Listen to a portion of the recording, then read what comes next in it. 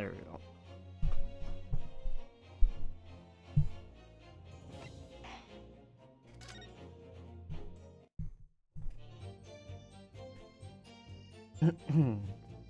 Alrighty.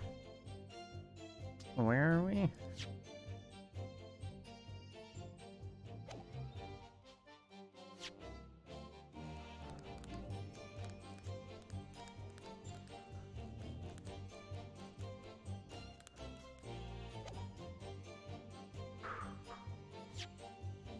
What do we have?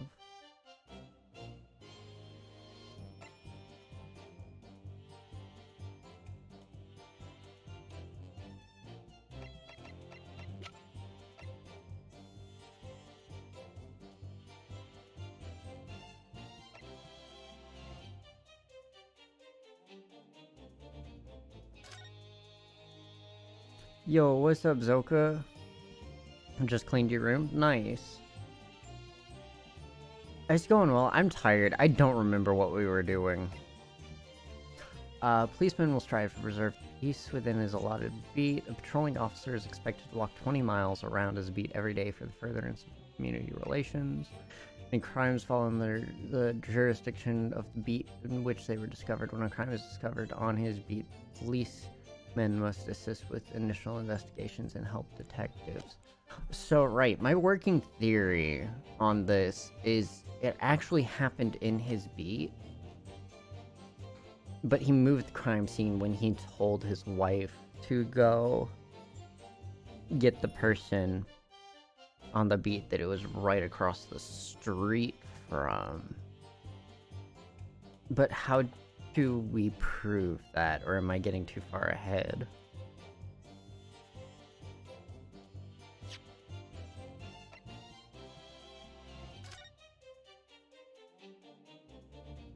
So crime happened here. I played Samara last night, won 12-2 against your friend. Sick and felt amazing when playing. Nice. That's awesome.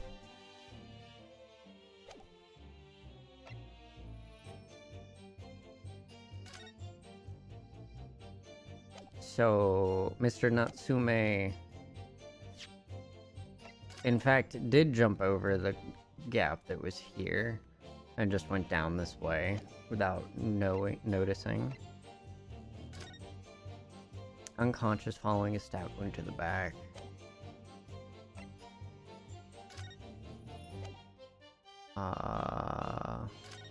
This is the knife. Getting better though. I hate being sick. Yeah.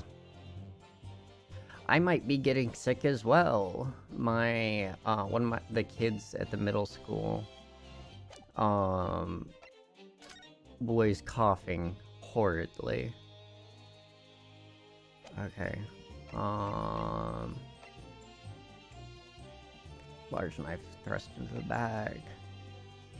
Holding this, which means it couldn't have been just like chucked into their hand.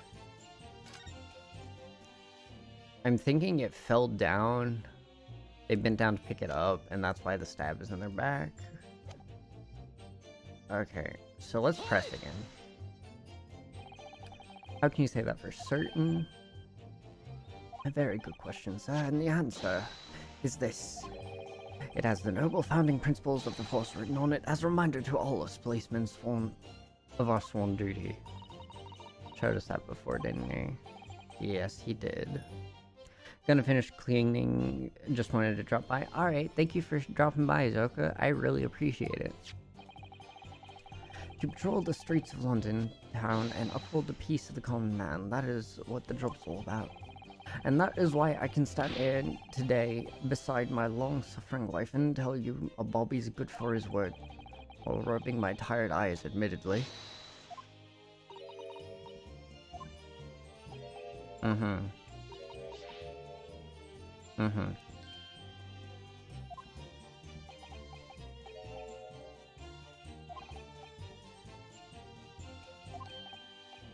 How can you say it has nothing to do with Mr. and Mrs. Garrett? Should have said so earlier. Finishes in flow throw away the mess I made in another room. Fair enough. Yes, so could you answer the question then? Absolutely, sir. I will answer it to the fullest of my ability, sir. There's a surprising reason why Mr. and Mrs. Garrideb's domestic dispute is not related to this case. See, the windows at the top floor of the Garrideb house are top-hinged casements. Hold it! Mm-hmm. By which you mean they don't open fully, is that correct? Yes, sir. They're just there to allow a bit of air through the house, you see, so they're restricted as to how much they open. And therefore, everything thrown out of the window from inside the room would simply strike the pane and fall to the street directly before. I remark this true back. Yeah. Directly across. Yes, directly opposite the scene of the crime, on the other side of the rather wide road. It's been so hard for somebody to mention this top-hinged casement thing before. I don't know. I have another question.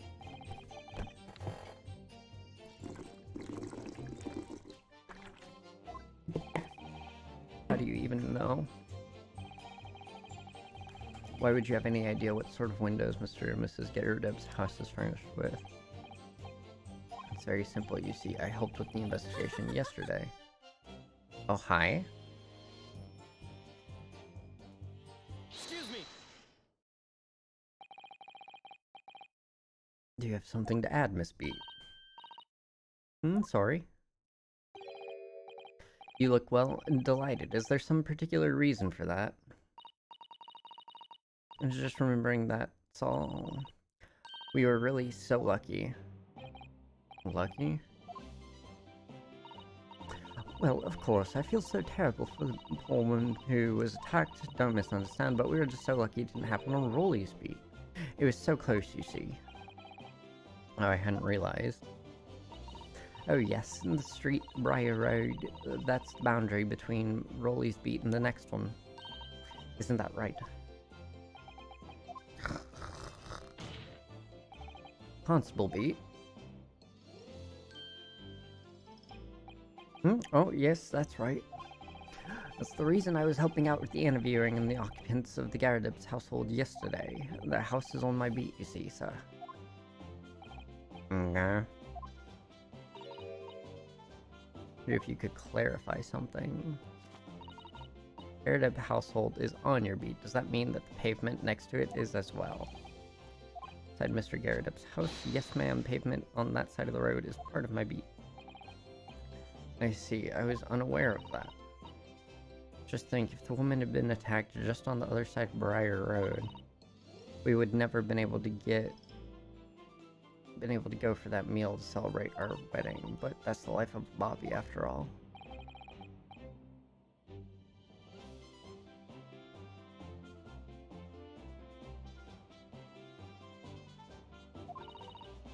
You know, I think it was the good Lord's way of rewarding Rolly for all his hard work. You think so, my darling? Must be it.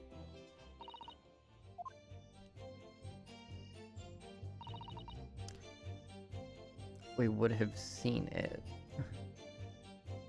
Sure. But according to my notes here, the sun had gone down already and it was dark. Strolling alongside, gazing at the night sky and looking for our lucky star. A star that'll guide us to eternal happiness. Cut across the sky in front of us, it would have lit up like a shooting star. If I had seen a shooting star, I would have made a wish upon it. Smog and everything, we couldn't actually see any stars.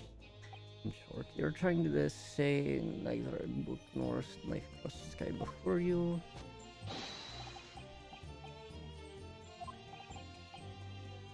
Hold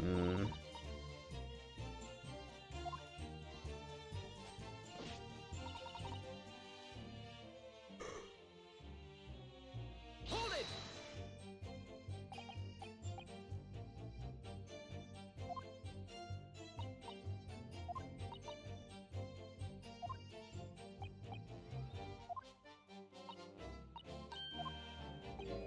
Hmm. Pointed you away, right?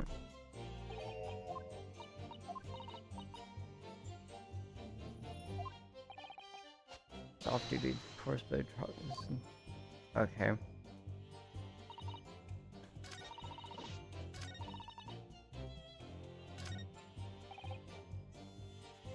What if I don't pursue this?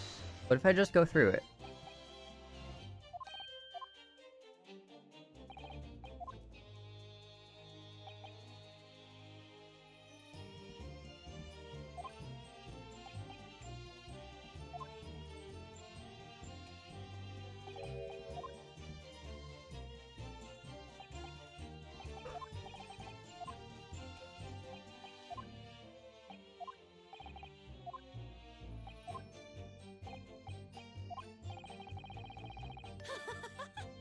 Ignore it.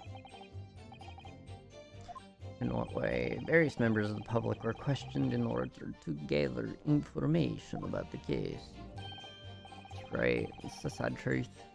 We're all overworked, so even though it wasn't under the jurisdiction of my own beat, I obviously wanted to help. I see. Well, thank you. Okay.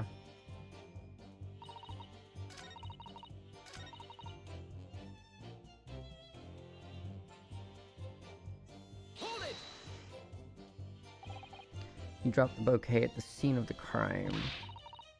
Yes, that's right. Oh, I was so upset. When I ran over, I saw it was with a woman. It was a woman. Ran over and saw it. Huh? What happened was I dropped my bouquet and ended up losing my way for a while. You mean you dropped the bouquet at the scene of the crime? Yes. We ran over and saw it was a woman with a knife in her back.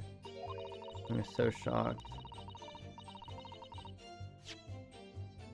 I dropped the bouquet Rolly gave me.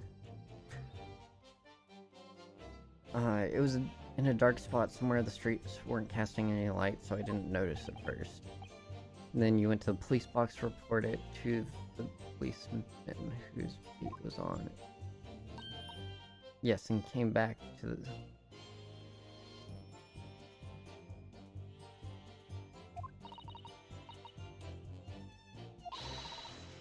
It's nowhere near the victim's body at all.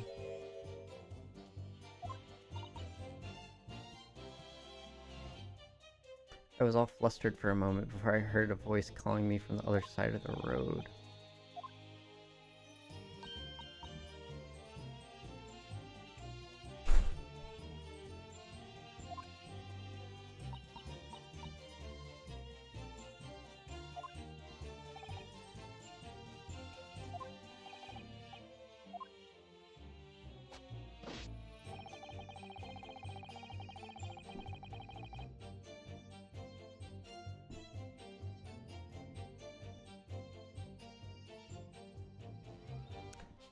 Okay, so...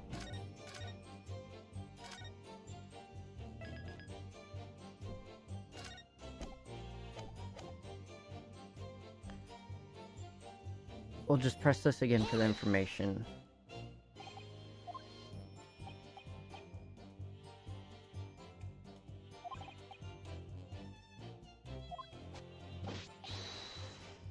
Mm-hmm.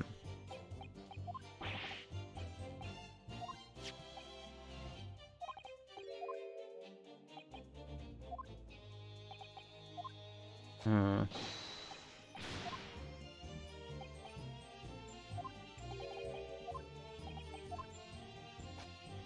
Do I present the rose here? Wait, I didn't read that.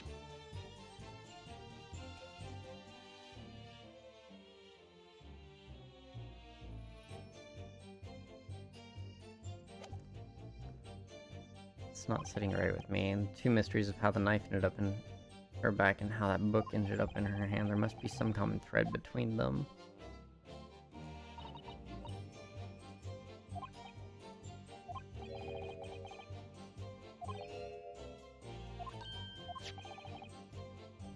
No business being at the scene of the crime made me sure that Miss Garrett was hiding something from us.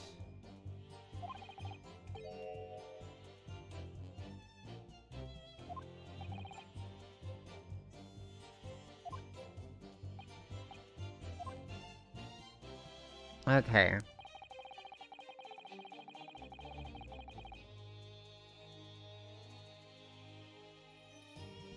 Is it possible that Mr. Natsume didn't know that Rolly was moving a body? Like he couldn't see it, him past her? So when it got slumped to the ground, he just saw the body and bolted?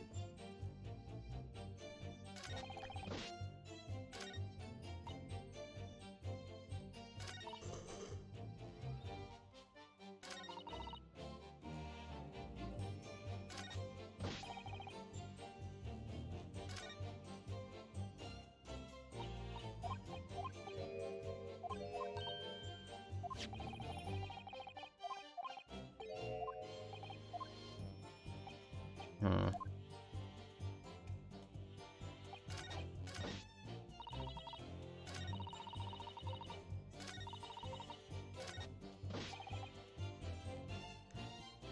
Okay, I'm gonna present the rose on...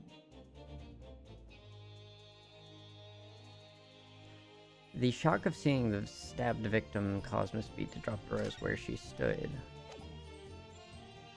Objection! You claim, Constable Yeet, there was nothing to report in the 15 or so minutes you were guarding the scene, but that cannot be.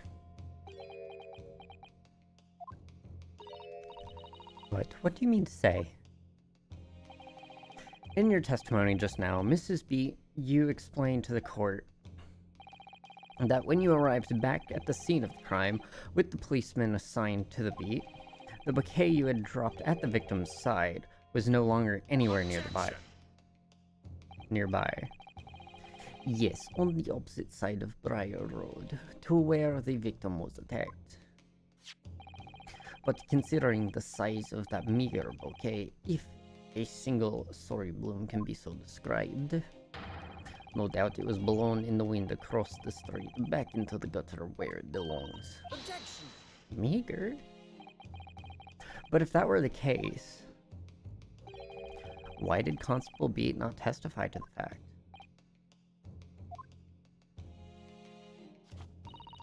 No one else approached the scene, and nothing was removed from it. Constable Beat swore to that on Scotland Yard's honor. But the bouquet belonged to me. It has nothing to do with the case. That's why Rolly didn't mention it, I'm sure. No, because sadly it's not only your bouquet we're talking about here. It's more than one thing in this case that's mysteriously the wrong way around. What are you talking about? Think about it. Besides Miss Beat's bouquet, there's Mr. Garrett's book, Mr. Garrett's copy of The Lion's Pride, which was thrown out the window by his wife, would have struck the pane of the casement window and landed here on the west side of the street. And yet, it's over on the opposite side. Meanwhile, according to the testimony we've heard, Mrs. Beat's bouquet should have been dropped here at the scene of the crime on the east side of the street, but in fact, it was actually found here on the opposite side of the road, in front of Mr. and Mrs. Garrett's house. There's no logical explanation for those things, unless somebody deliberately moved them. Correct. What are you trying to say? The way you're talking, it sounds like you think Rolly's done something wrong. Don't you listen to a word that scrawny lawyer says. Wittering on about books and bouquets. Why should we care? It's nitpicking, that's what it is. Oh good, Mrs. Garrett's come around. You might call it nitpicking, Miss Garrett, but deliberately meddling with the scene of the crime is a criminal offense. It's called, forgery? Tampering. Tampering, Mr. Naruhodo. But the person responsible for this tampering cannot admit to it, for a very subtle but compelling reason. Tampering? You've barely heard the term before. Tell us, my learned friend, who would possibly have cause to carry out such an elaborate deception? Yes, there is someone who tampered with the scene of the crime that evening. All the evidence and all the testimony points to that one particular person. Counsel, I must demand that you substantiate this conjecture. Who are you saying is responsible for tampering with the scene of the crime? Well, Mr. Overworked Beat Officer here. Take that! Obviously, there's only one person it could have been. Constable Rolly Beat. It was you! What? A policeman? A member of Scotland Yard? What nonsense! Why would my Rolly do something like that? There's no one straighter than my husband, and no Bobby works more tirelessly for the people of London. Which is exactly why he wanted a break. Miss B, you said in your testimony that your husband asked you to go to a nearby police box to fetch the officer of duty. 15 minutes later, that you were absent from the scene. Is the only opportunity anyone had to tamper with it. You're making it up. It's all nonsense. It's all lies. What about that Japanese man with the whiskers? Yes, I bet it was him. He did it. If that was true, Constable Beat would have seen him do it. Oh. And forgive me for pointing it out, but when you dropped your bouquet, Miss Beat, it was after the defendant had fled the scene.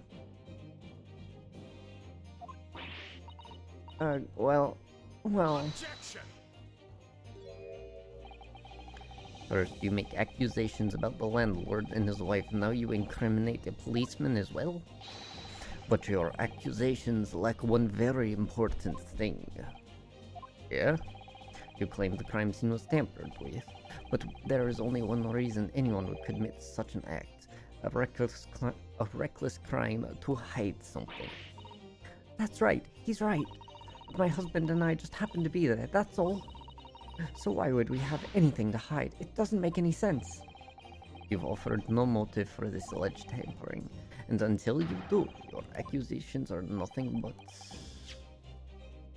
empty threats.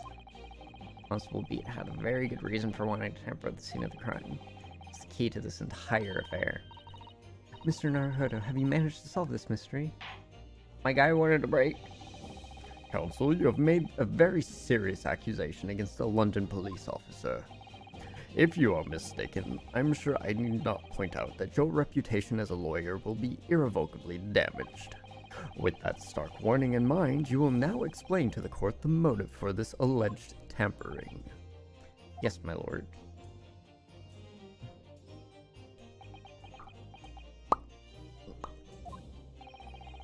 Constable Beat's motive for tampering with the scene of the crime was... where the victim fell. Where the victim fell to the ground. That's what this Bobby had to cover up at all costs. What? Where the victim fell? You mean where she was attacked? What are you talking about? We told you at the very start, didn't we? On the pavement of Briar Road, we saw it happen. It was right here, as if anyone didn't already know. That's certainly what everyone has been led to believe, but in fact, that isn't where the victim was stabbed at all. What? What?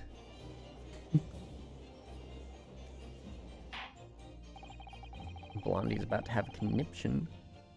I'm beginning to wonder where this tumultuous trial will end, Counsel. If that's your assertion, the court is dying to know, my Nepalese friend. Where are you proposing the crime actually took place that evening? Oh, duh, over here. But that's... on the opposite side of the road? I don't understand. On the evening in question, Mr. Garredeb's book fell directly down from the open window above, and your bouquet, Miss Beat, never moved at all. What did move was the scene of the crime itself. Good gracious. Objection! Perhaps you haven't been listening to the ample testimony the court has heard. But these witnesses both saw the moment the attack took place. That's right, I saw it with my own eyes. It was 5 o'clock in the evening and already dark. There was the typical London fog on the ground. When you saw the incident unfold and ran to the victim's aid, that was actually on the west side of Briar Road. No, that's not true. It can't have been. Constable Beat then arranged for you to be absent for a while by sending you for help. And during the 15 minutes you were away, he transplanted the crime scene. He moved all the things shown in this print, the victim herself, the 4 books. He moved everything, in fact, to the pavement on the east side of Briar Road. Extraordinary. But the constable overlooked one thing. What did he overlook? The bouquet, I presume? Exactly. Prosecution told the court just a few minutes ago about the discovery of the rose bouquet. Lord Van Zyke said it wasn't noticed until the morning, as it lay where the street lamps cast no light. Yes, it couldn't have been seen in the dark, obviously. Which is why it was only the bouquet. And it was found in its original position on the pavement on the west side of Briar Road.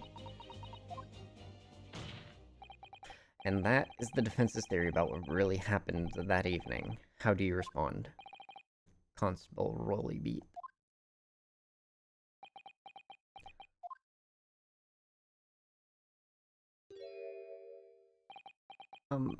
Well, I'm very sorry. I didn't mean to nod off again, but I haven't slept properly in a month. Did I miss anything important? Oh, Rolly, isn't it true? It isn't true, is it? What the lawyer said is all lies, isn't it? I know it is, because you're the most upstanding, righteous man I know. I had a dream. A terrible dream. All the things I did that night, everything come out, everything exposed. Only it seems it wasn't a dream at all. Good golly. Order. What on earth is the meaning of all this? Oh, Rolly, why? Why would you do something like this? Moving a corpse is criminal offense, isn't it? Wishing the victim was dead should be one too. Constable, explain yourself. Why would you do this? As a respected member of Scotland Yard, your duty is to protect the good people of London Town. I can't say, sir. What? I really am ever so sorry about this. For damaging the Yard's reputation, for everything. I have a possible explanation for why on that particular evening Constable Beat felt compelled to move the scene of the crime. I can't think of one reason. Or I can think of one reason. What? How could you possibly know? You, a foreigner, presuming to understand the mind of a Scotland Yard policeman.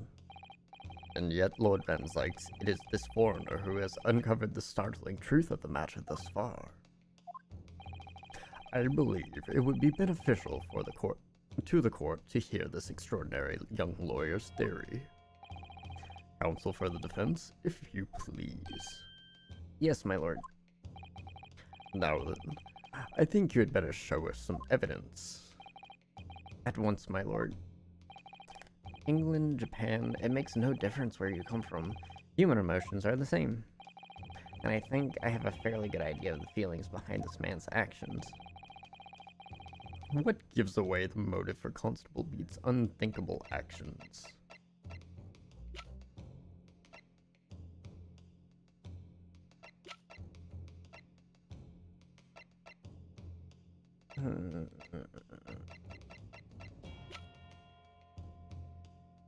The rose? I'm a lawyer. Clearly, I'm a lawyer. My bad. No.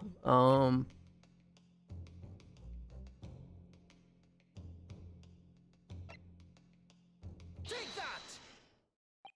The same thing that gives it away, the rose?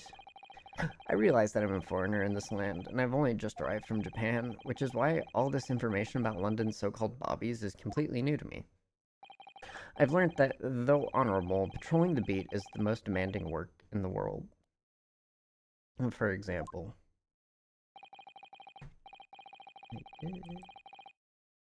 Yeah.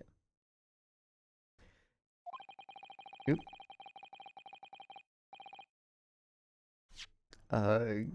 Keeping the peace, looking after the citizens on his beat in all kinds of ways. There's no doubt that the young Bobby is charged with a great deal to do each day, certainly. But for Constable Beat, the day in question was special. Special? How? On account of this bouquet, my lord. Oh, yes. It was our very first wedding anniversary. Constable Beat had worked so hard to be able to afford this simple gift for his wife, and was so looking forward to taking her out for a celebratory meal. When he and Mrs. Beat stumbled upon a crime along Briar Road. When he saw that shadowy figure through the fog collapse on the pavement ahead of them, what must have gone through the man's mind? But sir, just on that one particular day, I was looking forward to celebrating my wedding anniversary. Mrs. Beat puts up with a lot being married to a bobby like me. I wanted to show my dear wife how much I care.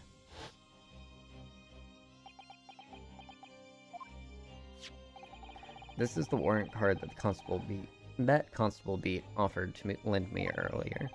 Inside, among the rules for patrolling policemen, it says, when a crime is discovered on his beat, a policeman must assist with initial investigations and help detectives.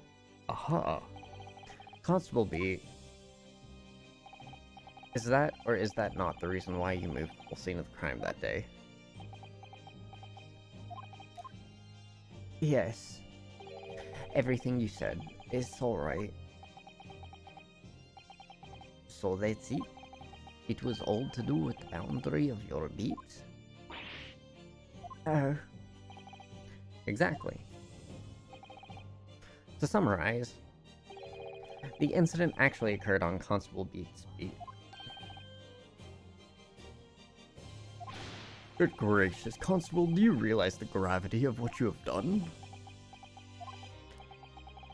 It was the first time since I began in Copper that I'd ever cursed God. Stay close to me, Pat. The criminal could still be lurking somewhere. As we ran over to the scene, I had every intention of doing my duty as a police officer. We've got to report this to the station as quickly as possible.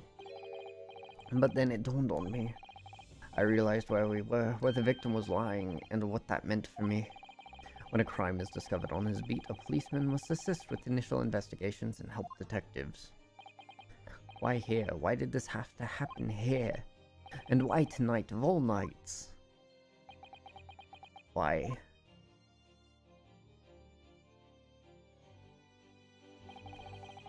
It's a copper's job to guard the scene of the crime, so I told Pat she'd have to go to the nearest police box and fetch whoever was on duty there.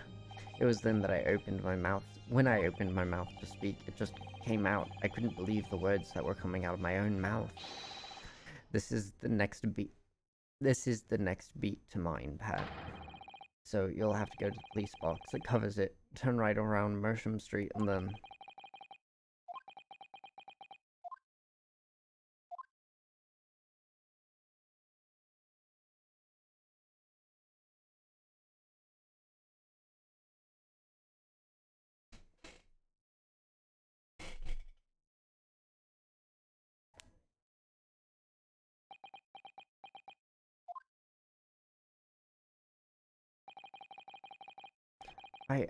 I'm sorry. I'm so sorry. Oh, Constable. I just wanted, just that one night, to take my Patricia out for dinner. Just that one night. You knew that if the incident was on your beat, your evening of celebration would be ruined, and so you decided to move the entire crime scene outside your jurisdiction, just across the street, to the east pavement of Briar Road, which falls under the neighboring beat's care. You see, I thought... Well, I was sure the victim was dead, you see. I beg your pardon? Oh, of course he did. Otherwise, my Rolly never would have left the poor woman on the freezing old pavement. Ah, I see your meaning now. But God got me back for my sins, didn't he? That's why I missed the rose I bought for Pat. Oh no, Rolly, that was all my fault. I should never have dropped it in such a dark place. I'm so sorry, Rolly. Why are you apologizing for not aiding and abetting in his crime? Okay, can you tell us, Constable? How many books did you move from the one side of the road to the other in total? 4 it was. Yes, sir, definitely 4. 3 of them dropped by Mr. Natsume, and the 4th being the one that fell from the window upstairs in the Garrett household, of course. But what made you place that book in the victim's hand? When all the others were scattered haphazardly around, I mean. Oh, well, sir, that's because that's how I found it. How you found it? What do you mean? When I first ran over to the scene, the victim was already holding the book. So when I moved everything, I made sure it was still in her hand. You're sure it was this book, The Lion's Pride, that the victim was holding? Yes, sir. No doubt about it, sir. Interesting. 4th book's information has been updated in the court record. I thought it was an open and shut case at the time, you see. There were only the 2 people at the scene, and Pat and me both saw it happen. However, which way you look at it, it had to be the fellow who ran off who'd done it, I thought. I couldn't see the harm, really. I didn't think moving it all over the road would make a jolt of difference. I suppose this is it for me now. I've had it. My lord? Yes, Lord Van Zykes? I believe that concludes the cross-examination of the witness. Constable, you may withdraw. Yes, sir. Mr. Prosecutor, sir, what will become of my Rolly? What will happen to him? For now, you are free to go home. The police will contact you in due course. Please, don't punish my husband. This was all my fault. It's because I'm always moaning at him for coming home late. Leave it now, Pat. Let's go home. I'm tired. All right then, my love. One last thing, Constable. Sir? Let this be a lesson to you. In a criminal investigation, every detail matters, however insignificant it may seem to you. Yes, sir. Carve that lesson into your mind. And never again make the mistake of tampering with the scene of the crime. Never again? Sir, you mean to say? Leave now. This trial is not yet over. Sir. Trot off now. Well, quite a startling revelation, I must say. Whoever thought of a third party transplanting the entire scene of a crime like that? Indeed, my lord. Nevertheless, there are some immutable facts here, principally that the accused, Mr. Soseki Natsume, is the only person who could have possibly committed this crime. No. It was Mrs. Garrideb. No, I disagree. Now that we know the true scene of the hit incident, there is someone else. Another person who could be responsible for the knife in the victim's back. Forgive me for being so presumptuous, but I believe the prosecution is probably well aware of this possibility already. Lord Van Zykes, is this true? Very well. Name the person, if you will, and if further investigation is warranted. The prosecution has no objection to the trial continuing. You'll name this other person who could have perpetrated the crime. This one, Your Honor. Take that! Your Lordship. The defense would once again like to request the cross-examination of a new witness, my lord. Once again?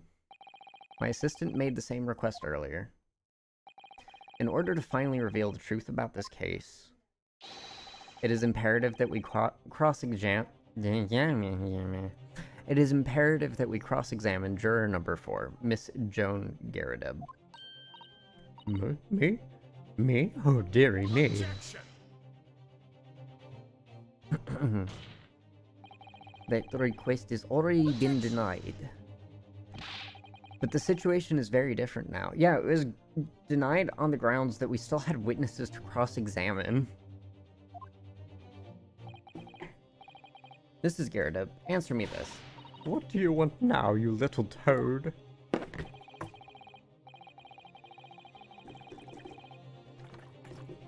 At the time of the incident, you were engaged in a violent argument with your husband, Mr. John Garrideb.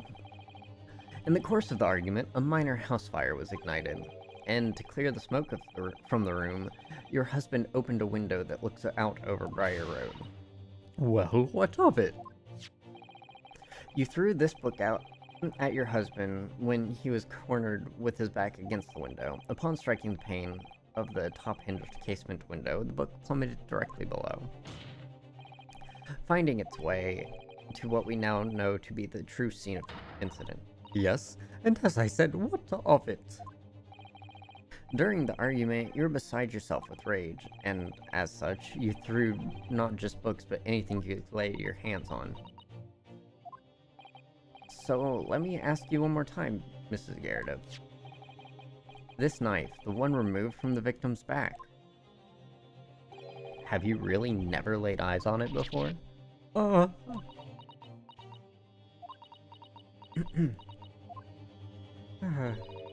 I don't recall it.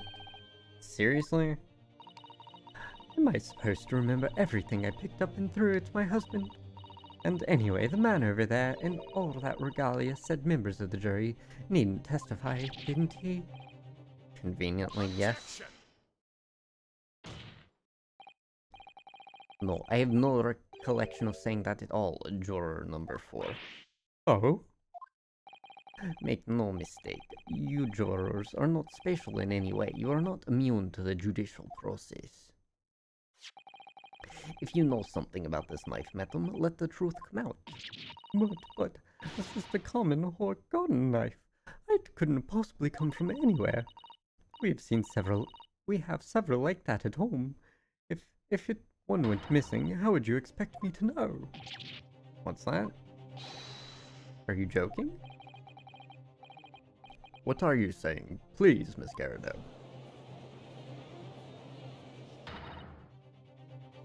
Now you listen to me. I refuse to believe all this nonsense. I couldn't bear the thought that I'd just injured someone, do you hear? I couldn't bear it. Oh, the poor woman. So, yes, I want evidence. I want to see hard evidence. You're going to insist on this being my fault. You're going to have to prove to me that I threw the knife, if that's what you think. Come along now, chop chop. Do your worst. Well, Mr. Naruhodo, if I had evidence like that, believe me, I would have thrown it at her already. Then take the stand, juror. Oh?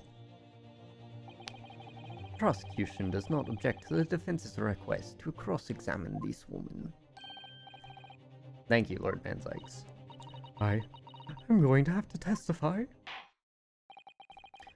Juror number 4, as I'm sure you will appreciate having observed it with your own eyes today, witness testimony can lead to the most extraordinary of truths being unearthed. Truths of which the witnesses themselves may not even have been aware. Oh, dearie me. So I demand your full and unadulterated testimony, Miss Garrideb. And mark my words, in this court of law today, we shall extract the truth. Do you concur, counsels? Certainly, my lord. Oh, that's what I'm hoping for, my lord.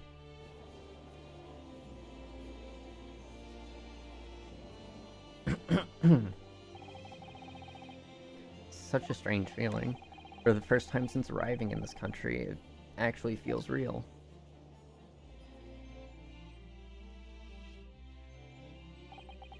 I'm here in the Old Bailey, and I'm a lawyer. This badge is mine. Witness, state your name and occupation. Oh, yes. My name is Joan Garrideb, and I'm, well, I'm a juror and such like. It sounds like even she doesn't know if she's a housewife or a maid or what anymore. The court has decided your testimony is required in order to clarify matters in this case. Do you understand, madam? Yes, my lord. You will tell the court everything that took place in your household on the evening in question. And I warn you, do not attempt to hide the truth. Oh, dearie me. Chin up, Journey. Hi? Nothing to worry about now. Oh, I didn't know you were here, John. Oh my good lord. It wasn't you in the room. It wasn't only you in the room that day. Old thing it was. Old thing, was it? Oh. Now I'm starting to sound senile. Rather think I ought to testify as well, don't you? What about your knee, dear? Don't you worry about that. I hardly noticed it. I'm not the sort of chap to leave a comrade to face disciplinary action alone. Oh, John. I presume you're Mr. John Garrideb? Yes, sir. Former 2nd Lieutenant of the 3rd Regiment of 4th Northumberland Fusiliers, sir. Seen my fair share of action and now living the quiet life, as it were. The quiet life? Were you not engaged in an incendiary battle with your spouse on the day in question? Ah, well, yes, quite. I believe this may represent a first in the proud history of the British court. Calling a juror to the witness stand is unprecedented, however. The court will hear your testimony now, juror number 4, and that of your husband. Your recount clearly and concisely the events in your home at the time of the incident in question. Sir, at once.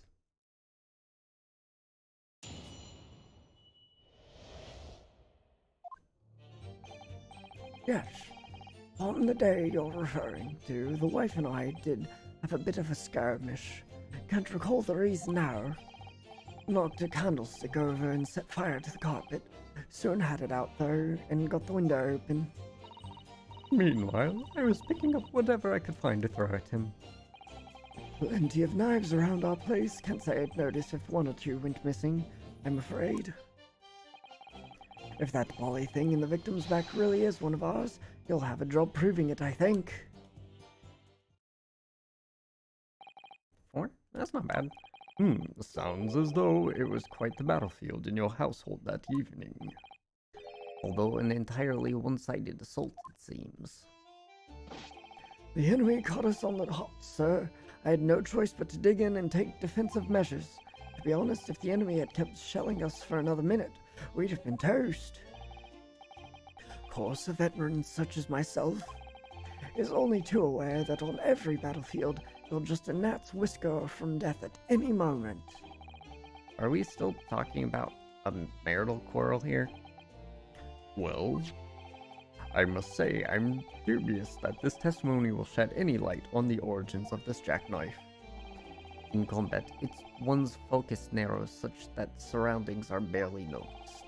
These witnesses may not be able to offer anything more than they have testified already. This may be a dead end. Van Sykes may well be right. Well, whatever the chance, we only have this last cross-examination to uncover the truth. Yeah, I'm afraid so. Very well, Counsel. Begin your cross-examination.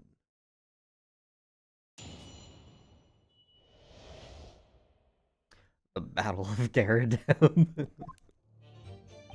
Yes, on the day you're referring to, the wife and I did have a bit of a skirmish. Can't recall the reason now. The reason is what you told us yesterday, I believe. Yes, that's right, if I remember correctly.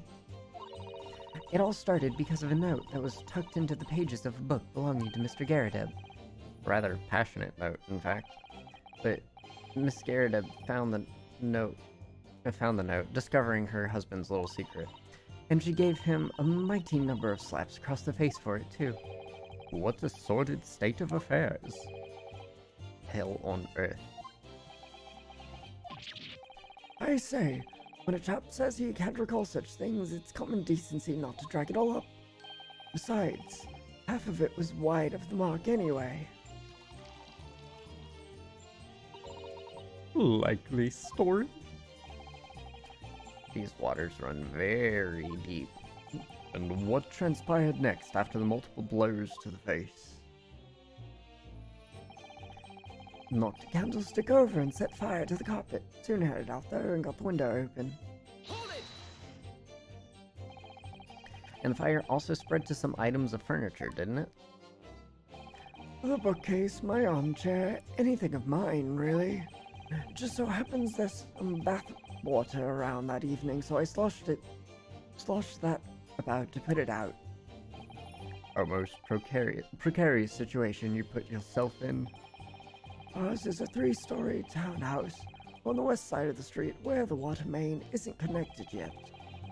Have to draw from a public water pump during the day if you need any, you see. The lodgers are always moaning that they can't get any water at night. Although that little mustached Japanese man buys water in bottles, I believe. Defendant Mr. Natsume, you mean? Yes, he receives a stipend for his studies, you know, from his home country. Can you imagine being able to brew a pot of tea at all hours?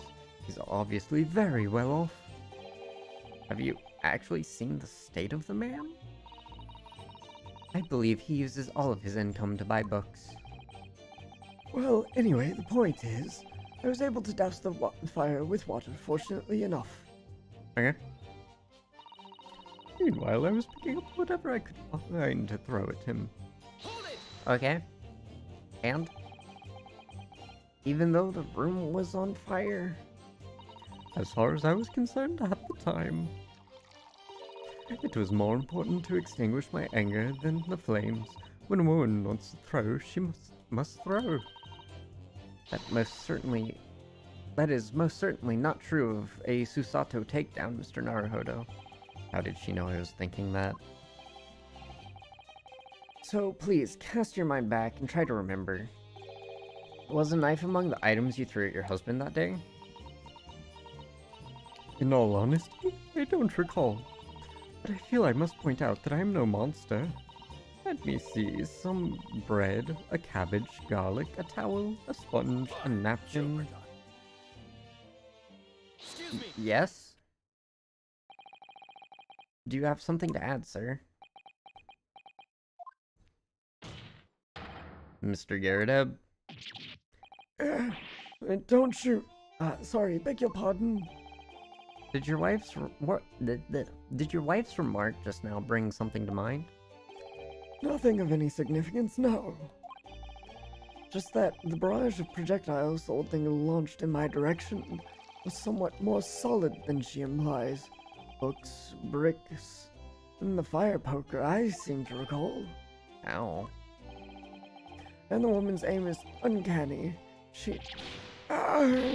Good grief, woman, we're not at home now. This is a court of law. She landed a direct hit with every volley. Oh, dearie me, ever so sorry, dear. What's she even doing with a teapot in here? Honestly, John, I never would have thrown such things at you, obviously. Well, take a look at this then. How do you suppose that happened? Your pipe, sir? Had this thing in my hand as usual at the time of the onslaught. Knocked it clean out with one of her soft projectiles, she did, yes.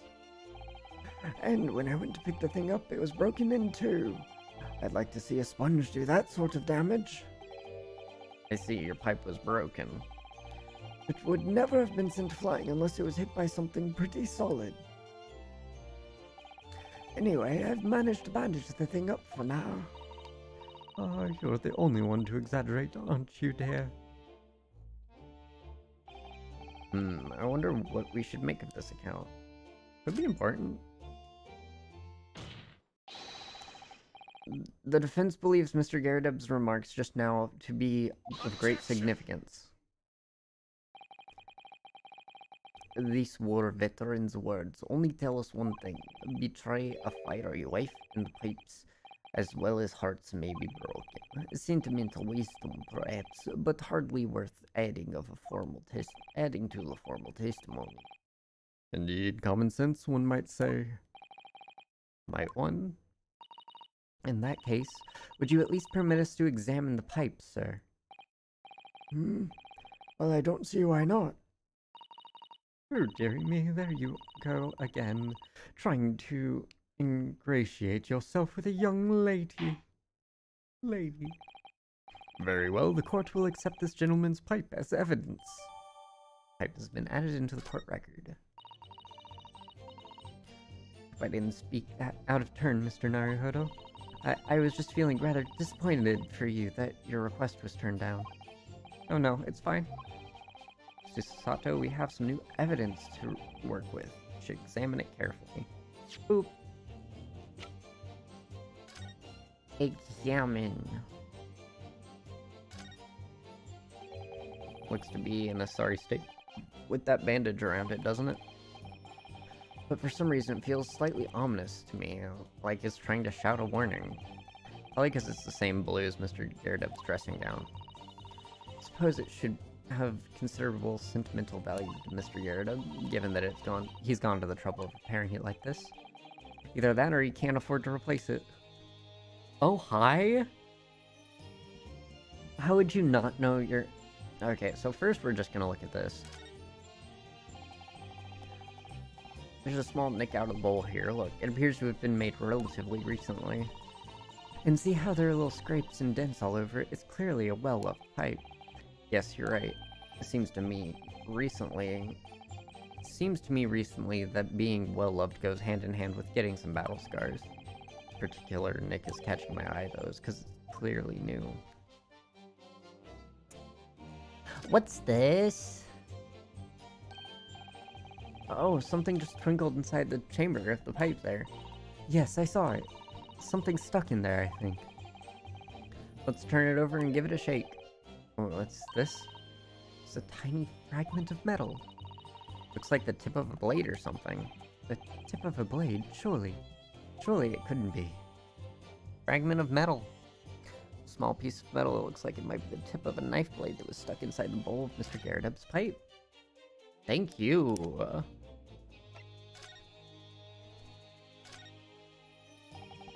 This is the tiny piece of metal we found in the chamber of Mr. Garrideb's pipe. It looks like the tip of a blade or something. Tip of a blade. Something wrong, Mr. Naruhodo? I don't really know. There's just something niggling me, but I can't quite put my finger on what it is. Perhaps it's the case. It would be wise to examine some of the other pieces of evidence again. So if we go back and examine the knife, does it say anything different? Open. Examine. Oh, look here, Mr. Naruhodo. Just at the tip, a small piece of the blade appears to be missing. Wait, part of it's missing? I could be wrong, but I've just got a feeling. You remember this? Oh, that's the tiny fragment of metal we found inside Mr. Garredub's pipe. Yes, and just maybe. Oh my, it's perfect fit. Somehow I just knew it.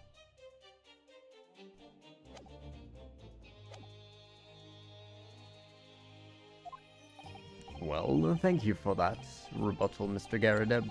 Now, if we could return to the crux of the matter, what can you tell the court about the knife used to attack the victim? Plenty of knives around our place. Can't say I noticed if one or two went missing, I'm afraid. Hold it! Sorry, would you care to elaborate? Nothing to say, really. Rather partial to a spot of carving, you see. Pipes and whatnot, fishing tackle, you know, the sort of thing. It's a passion we both share. I like to carve little wooden trinkets too. And there's my leather work. Sorry to say, we're always losing knives about the place. And we have dozens of the things. They sell them at the market, sometimes 20 for the price of 19. Needless to say, I snap them up. John prefers to use 2 knives at meals times too, instead of a knife and a fork. Now, Joan, we don't want people thinking I'm some kind of Ah! Here we go again with the scaldings. Why are they being so evasive? I imagine it's because they don't want to believe it. They can't bear the thought that it might have been one of their knives that injured the victim. Which is entirely understandable, of course, but still. Go on with your testimony, witnesses. Sir, if that bully thing in the victim's back was one of ours, you'll have a job proving it, I think.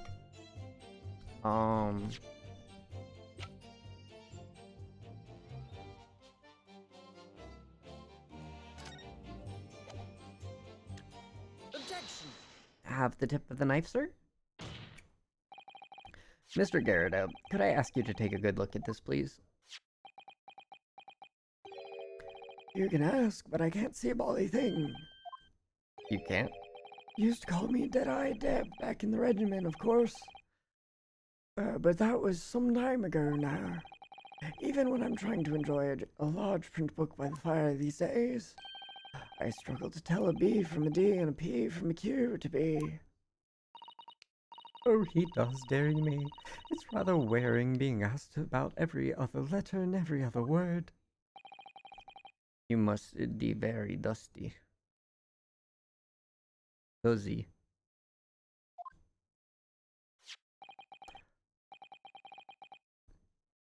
What is that? A tiny scrape of metal? Yes, almost certainly the tip of a blade. And what may appear at first to be just a tiny scrap is in fact a crucial piece of evidence. Interesting. And where did the defense come by this evidence? It was lodged in the chamber of Mr. Garredub's pipe. My pipe, you say? By Jove! I wonder how that got there. And what precisely does this fragment of metal signify, Counsel? Are you suggesting that it is in some way related to the matter of the stabbing in Briar Road? I am. What? When put together with another piece of evidence already in the court record, I believe this tiny fragment of metal will unravel the whole truth of this case, my lord. She's standing on a box, and he has... Freaking his robe is burned, and you can see his underpants. Wow. You appear rather confident in that extraordinary statement, Counsel. Very well, then present the permitted evidence to the court. But evidence, when paired with this fragment of metal, allegedly reveals the truth of this entire case. This... Take that! My lord. This knife was found in the victim's back. If you look closely, you'll see that there's a small piece of the tip of the blade that is missing. A common issue with the inferior blades sold at unsavory street markets. Criminals who use them regularly leave the tips lodged in their victims' bones. And what of this particular knife? No doubt its tip has suffered a similar fate, now languishing somewhere near the spine of the victim. No, it's the tiny piece of metal. That's not the case. The tip of this particular knife's blade is the very fragment of metal we discovered in the chamber of Mr. Garredeb's pipe. Oh, Good grief. Lord Van Zykes? I don't believe it. The knife from the crime scene and this fragment of metal are a perfect match. Good golly gosh. Order. Is this some kind of Eastern sorcery? This is no magic, my lord. This is a miracle. A miracle? So Van Zykes has figured it out, has he? Counsel, explain this extraordinary coincidence at once. Yes, my lord. The crucial point we have to ask ourselves here is when did the fragment of metal find its way inside Mr. Garredeb's pipe? Something that was clarified for us in the most recent witness testimony. That Had this thing in my hand as usual at the time of the onslaught. Knocked it clean out with one of her soft projectiles, she did. Yes. It never would have been sent flying unless it was hit by something pretty solid.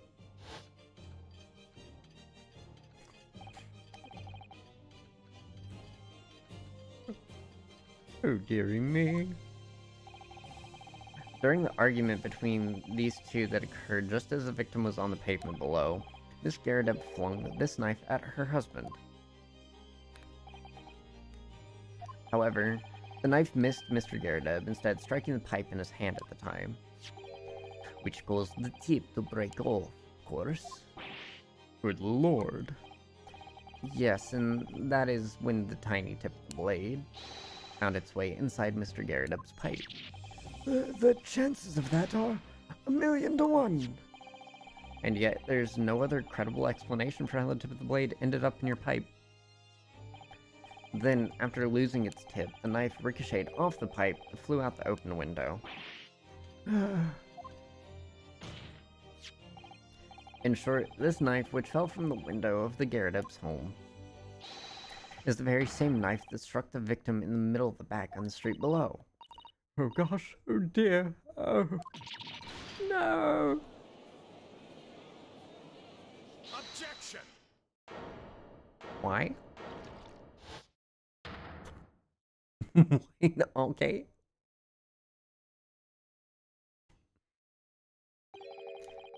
A full-bodied theory, I give you that. A complete bouquet of seemingly trivial points, plausibly arranged to create an almost passable vintage. Allow me to toast my learned friend's characteristically Nipponese approach to bottling his argument. Sorry? But after all, it is just a theory. The bottle, I fear, is corked, because you see... I'm drop-kicking my desk. It's spoiled by an insurmountable inconsistency. Insurmountable? Lord Van Zykes, explain yourself. What is this inconsistency you claim to have identified? An inconsistency of the simplest nature, my lord. The victim was found with a knife planted in the middle of her back. Yeah, in her... Why? That's right, you silly little man. Oh, Joan, old thing. What are you getting so excited about? Let us consider the basic facts of the case once more. The victim was walking along the pavement before being stabbed in the back and falling to the ground. If the knife that struck her had fallen from above, there's no possible way it could have planted itself into the victim's back.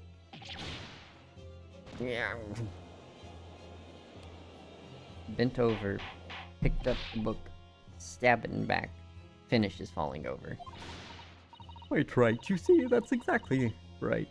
If the knife had fallen on her from above, it would have struck her on the top of her head. Jesus. Well, he's lost for words, look. I knew it. I never liked his theory in the first place. I don't know, though. It really did happen. It would appear the defense has made a rather spectacular blunder. If a theory has even one consistency, it cannot. Even one inconsistency, it cannot stand. Your theory, my learned friend, is history. No, it's not. Shush, let me cook. We were so close, I could see the truth. I was so sure we were on the right track, but now the way has been blocked completely. Just by one simple inconsistency. Or in other words, we simply need to eliminate that one inconsistency, and the theory will stand. Miss Susato, you mustn't worry, Mr. Naruhodo. You were just caught off guard, that's all, and your mind went blank. But the path you were on is indeed correct, and there is a way... Then a way will present itself. The key to this is in the court record, I'm sure. All the information you need is there. Yeah, it's the book. It seems you have nothing to say, my Nipponese friend. Well, your silence speaks volumes. A tactic acceptance that your theory is fatally flawed. Objection!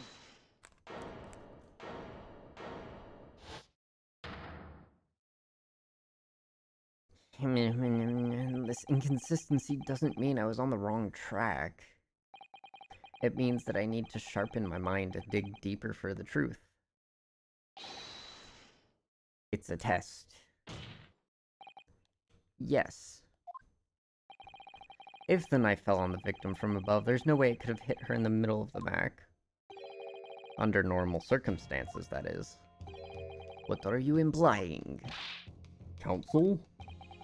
There's a piece of evidence in the court record that can explain this inconsistency, that can explain how the knife fell from above, that can explain how the knife that fell from above could have pierced the victim's back. We already have the answer. Goodness. Utter madness.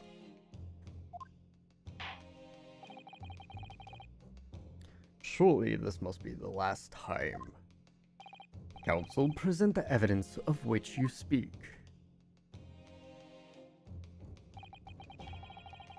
This is the last inconsistency and the final piece in the puzzle. If I can successfully make sense of this, the truth will be laid bare at last. The evidence that explains how the falling knife became lodged in the victim's back. It's the book picture. This thing. I probably could present both the book and the picture of her holding the book. The fourth book found at the scene is the final piece of evidence the defense will present. The burnt book? Is that not Mr. Karadeb's book? Yeah, and to understand its significance, we have to consider how it came to be at the crime scene in the first place. This photographic print clearly shows the book in question. The victim holding it in her hand. But as we all know now, it was the police constable who put the book between her fingers like that. Quite so. As part of his wholesale transplanting of the crime scene to the opposite side of the road. That's true, however, as part of his testimony, Constable Beat made an extremely enlightening statement on that point. But what made you place the book in that victim's hand? Oh, well, sir, that's because that's how I found it. When we first ran over to the scene, the victim was already holding the book. So when I moved everything, I made sure it was still in her hand. In other words, the victim had already picked the book up of her own volition. And clearly that must have been before she suffered the knife wound. Well, I should say so. After being attacked with a knife, I don't imagine she'd have been doing much of anything. So the question becomes, why did the victim have that book in her hand? By Jingo! I think I'm beginning to see what may have happened now. Oh, dearie me. We know that the book fell from the top floor of the Gerarded household onto the pavement below, at precisely the moment the victim was walking past. Yes, and at exactly that moment, the young woman was walking along the street in the light fog, when all of a sudden, a book fell right in front of her. The book I threw? Yes, Mrs. Garrett, and what do you think the woman did? What would you do if you were walking along and suddenly a book landed in front of you on the pavement? Well, I really can't imagine it, but I suppose she might have reached down and picked the book up. Yes, that is exactly what the woman, in fact, did. She picked up the book. Oh heavens! And when the woman reached down to pick the fallen book up, what position would her back have been in? That's right, facing the sky, completely and utterly defenseless.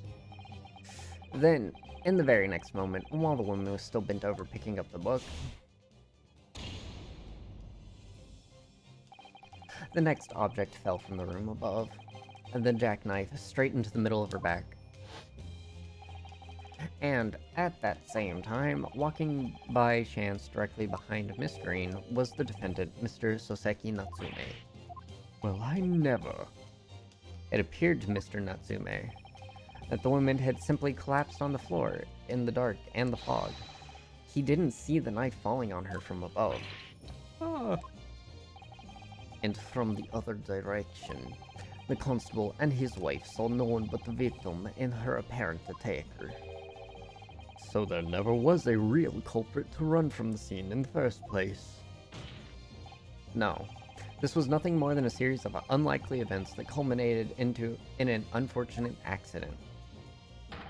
And that is the real truth behind this case.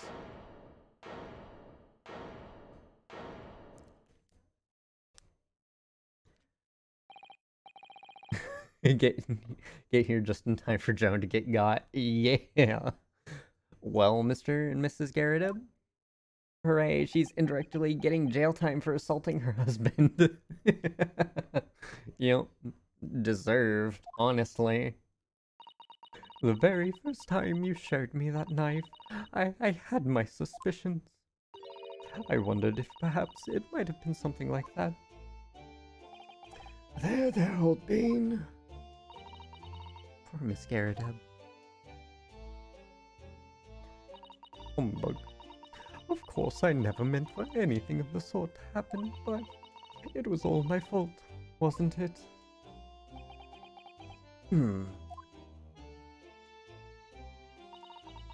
I take full responsibility. I let my anger get the better of me. I threw that book, and I threw the knife as well.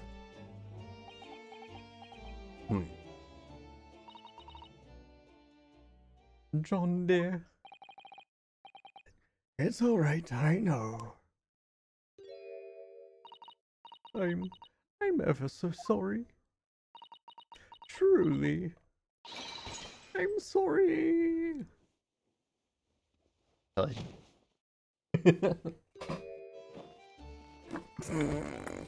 He's trying so hard.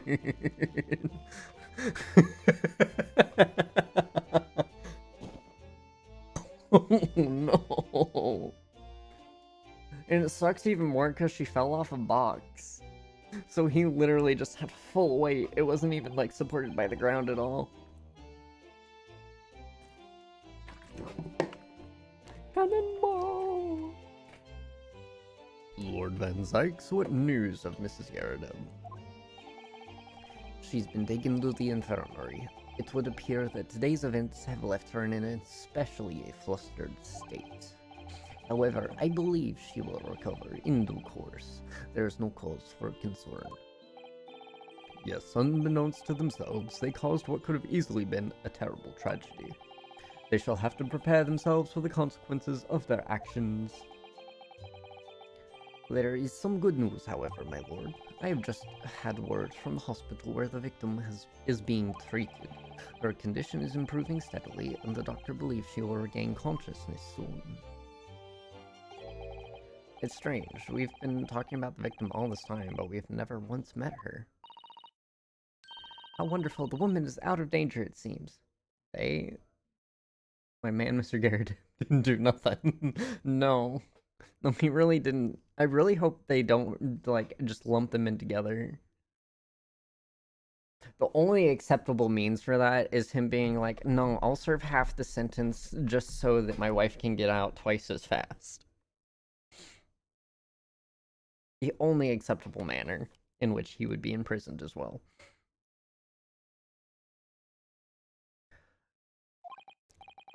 Yes, that is good news. So, Mr. Soseki Natsume.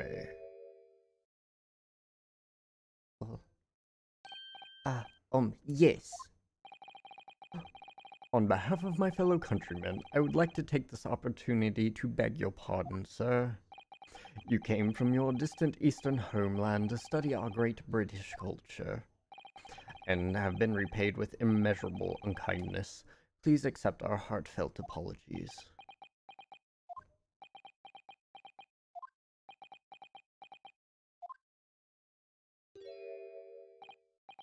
No, it is me who should be begging your pardon. What? Oh, because he ran. Oh no, Mr. Natsume. That evening, when the young woman just collapsed on the pavement before my eyes, I jumped to the wrong conclusion again, in my confusion.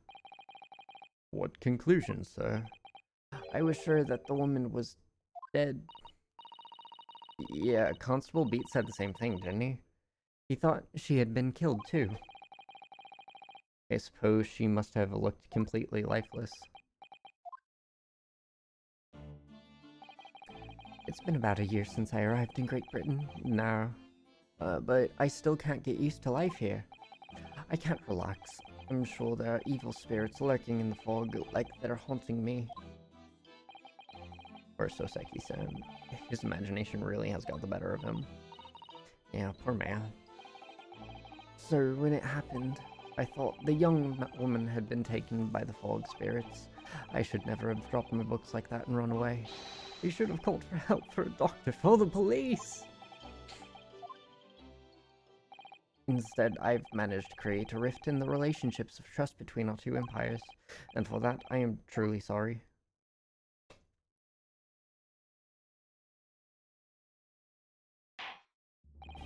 One could indeed say that some sort of mischievous spirit has been at work here, I think. One that created a chain of unfortunate mishaps. We were befooled by the spirit and led to false conclusions, but thanks to Lord Van Sykes and our young lawyer here from the east, that chain has now been broken and the spirit exorcised. I heartily commend you both. Oh. Now then, ladies and gentlemen of the jury. Yes, my lord? In concluding this trial, I must ask one last time for your decisions regarding the defendant's culpability.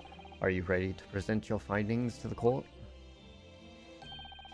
As a foreman of this jury, I can assure you we've reached a fair and just conclusion. I do declare the truth be extremely cruel at times. Well, I didn't suspect the woman next to me, that's for sure. Sitting in for the old bean while she's out of action, you know. But I know what her decision would be.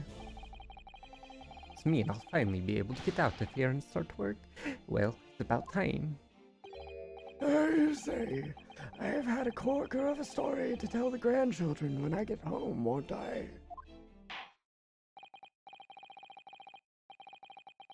Very well, ladies and gentlemen of the jury, I hereby demand your final decisions. Mr. Foreman. Not guilty. Not guilty. Not guilty. Not guilty. Not guilty.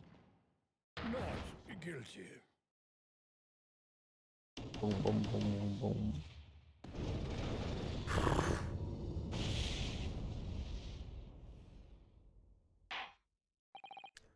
Very well, Mr. Soseki Natsume, I hereby pronounce you not guilty.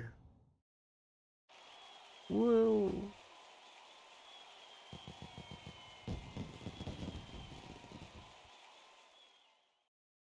I have to imagine, so like if Gumshoe's the one making the confetti, in the Phoenix Wright games. It has to be the Inspector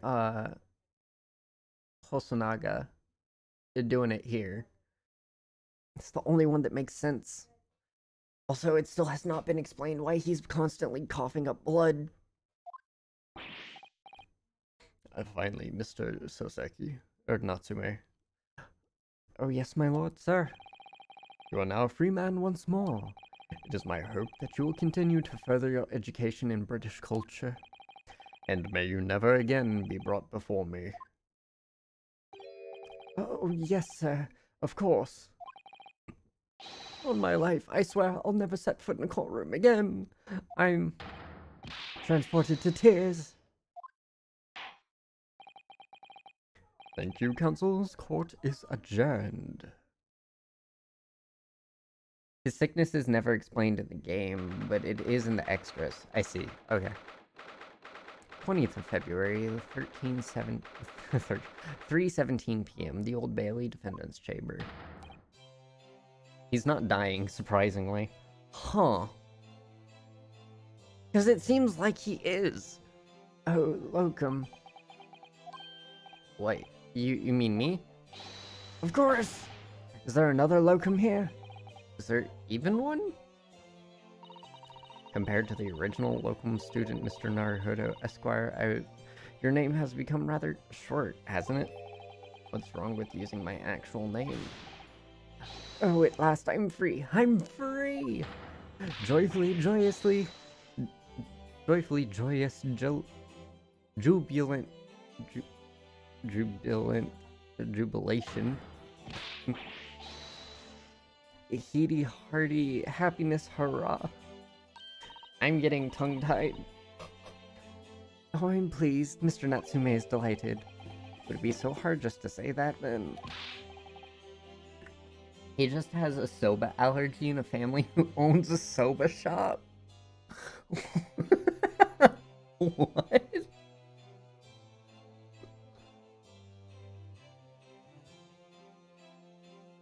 I mean, that's par for the course of this entire franchise. Locum, you did it. You saved me from the brink. Well, what happened to the poor woman was in no way your fault after all. I'm just glad everyone can see that now. No, not that. Lovely, loyal, Locum lawyer. Yes? I mean, as I said before, I've just never gotten used to life here in Great Britain. Every time I look over my shoulder, I see foreigners. I see towering brick buildings. And from high up windows, I see them looking down on me laughing. Look at that little hunchback. Oh dear, I'm sure it's all in your head, Mr. Natsume, but... Today, you, Locum lawyer, gave my gloom the boot. You stood firm behind that baronical bench before all those babbling British. You battled the bit into the bitter end, laying bare the baffling truth. And when I beheld the blinding fireworks among the beams of the Bailey's roof, I bellowed, "Behold the best barrister ever born!" Well, that's very flattering, and we're very pleased for you.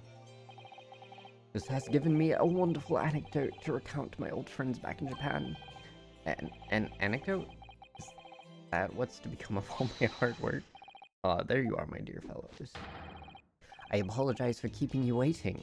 I rose late this morning. Mr. Sholmes, what a pleasure to see you. I see, I am here not a moment too soon. A disaster has been averted, I'm glad to say. Oh? The trial shall begin presently, Mr. Naruhodo. I wish you the very best of luck. It's just finished. What? No! Then my haste was in vain. It's you, Herlock Sholmes. Oh, have we met, sir? This is Mr. Natsume, the man you had arrested, Mr. Sholmes. I see. I failed to recognize you at first. Our previous encounters have taken place in the gloom, either of your bleak lodgings or that prison cell. I simply couldn't place that curious face in the light. Charming. This is all your fault, Herlock Sholmes. You're the reason I had to go through this terrible ordeal. I'm going to give you a piece of my mind. Oh boy. My apologies, sir. I assure you, I have placed you now. You're the fellow who abandoned that poor young lady and ran off, are you not? Had she been taken to a hospital more urgently, I feel perhaps she would have regained consciousness by now. Oh. But it was unavoidable, I'm sure. We are but human after all. Anyone would have been shaken by such an experience. I do feel very badly about how I behaved. Well, never mind. Now then, what was it that you wanted to say to me, sir? Nothing. Priceless, though. I'm sorry, really, but that was quite priceless for Soseki-san. Still, on the bright side, you've had an extremely entertaining experience without paying a penny.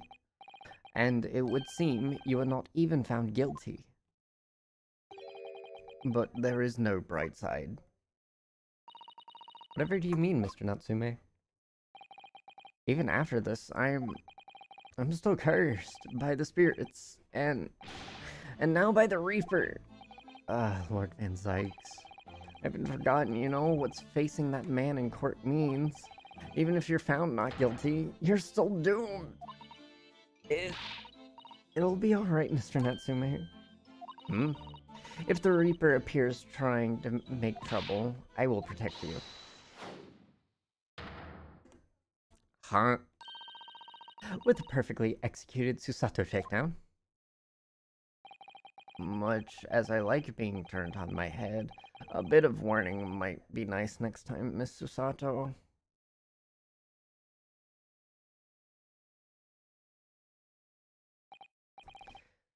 So, Mr. Natsume, what do you intend to do now? You mentioned something about recounting your experiences to your friends back in Japan?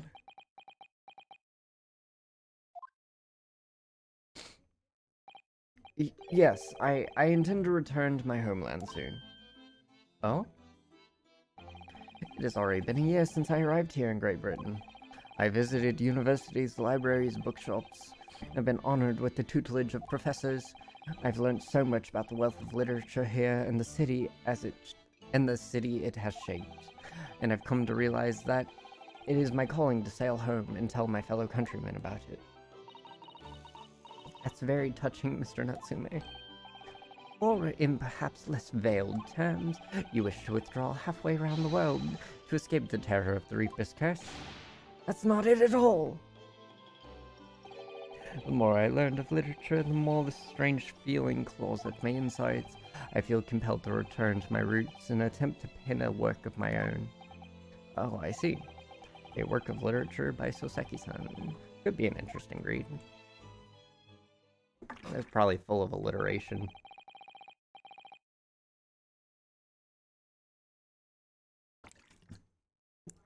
And what about Miss Susato and yourself, Mr. Naruhodo? Oh, sorry, what about us? Will you return to Japan? Will you return to Japan? Will you return to Japan alongside your mustached compatriot? Why would we? A week has not yet passed since we arrived in London. Only now does it feel as though we finally found our feet. And you are accommodated in a hotel at present, are you not? That's right, but we need to find lodgings before it bankrupts us. I've calculated we can only afford another 10 nights before our entire budget is exhausted. Well, then you could take my lodgings. Oh, the windowless room? But what it lacks in windows, it more than makes up for floor, ceiling, and walls. Right. And of course, I'd be happy to leave behind the accursed evil spirit. Oh my, an evil spirit. Oh yes. It tries to suffocate you while you sleep. It's an infallible wake-up call. We'll think about it, if that's alright. Perhaps I can offer a more welcome alternative. Would you consider taking lodgings with me? Really? Well, a vacancy has conveniently presented itself. Though it is up in the attic, I might add. Are you sure it isn't just a storage loft? I spoke with the landlady this very morning on the matter of price, and Iris is cleaning the room as we speak. You must come at once. I presume you have no luggage to speak of? Oh, this is simply wonderful. What an honor to be invited to take lodgings in the great detective's office attic. I'm too overcome for words. So suggesting we look elsewhere is out then. Then it's settled. Iris will prepare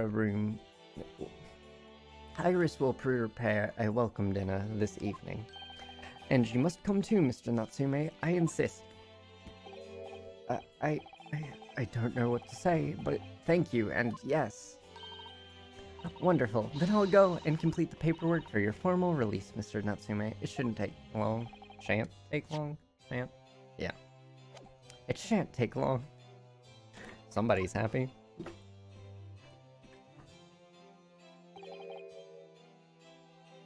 Locum, I knew that you wouldn't let me down. I'm truly delighted to have met you here in London. Likewise, Mr. Natsume. It's been a privilege meeting you too. It's a shame that we're going to have to say goodbye so soon.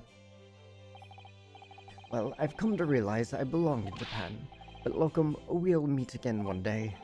Yes, I'm sure, and hopefully by then I'll be a successful lawyer. Hopefully by then I'll be a successful author. Well, my dear fellow, our carriage appears to have arrived. Shall we go, Mr. Naruhodo? Yes, Mr. Sholmes. I've little doubt Mr. Natsume will be released in time for dinner this evening. And so, with Soseki-san's innocence successfully established, we rode with Mr. Sholmes to what was to become our new home, 221 B. Baker Street. Let's try that again. 221 B. Baker Street. I almost tripped up on it again, even with the rerun.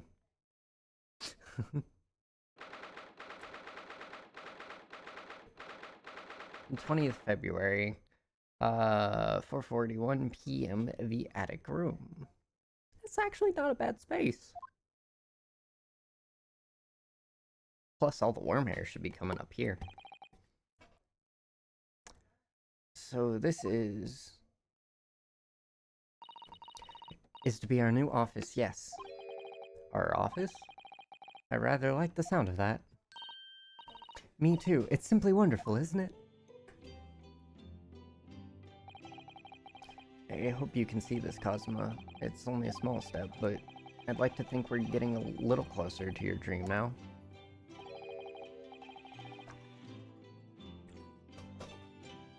So, my dear fellows, do you like this place?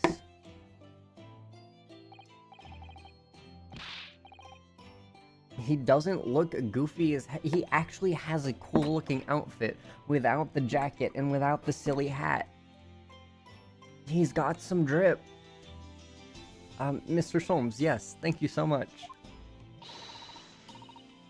It's a delightful room, Mr. Sholmes. Mr. Sholmes, I simply adore it. Good. I am pleased to hear it. Iris and I are delighted to welcome you.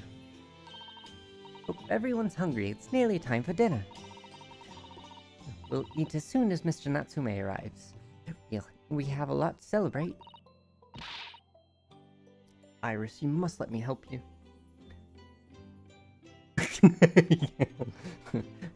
Oh no, he's hot. Squidward meme.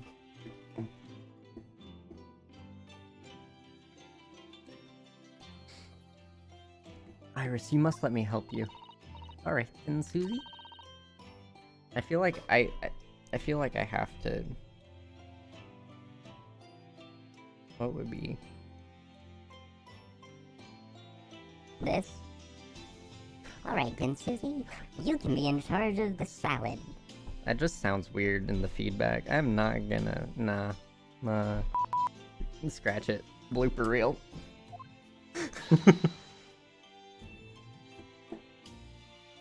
Splendid. I don't even remember what voice I gave Iris.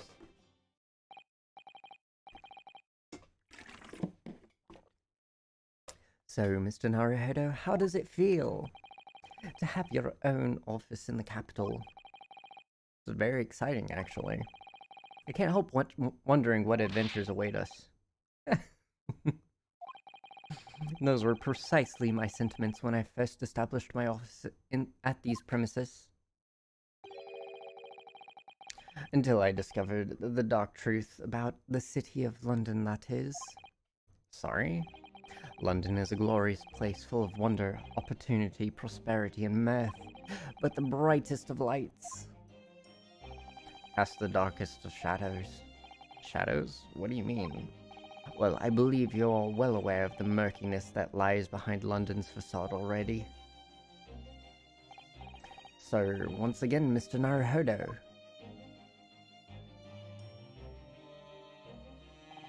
Welcome to London.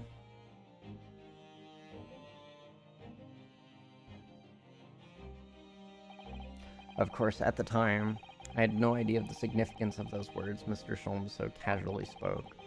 But it wasn't long before my turn came to lift the facade and see the truth of the depth of murk that lay behind it. And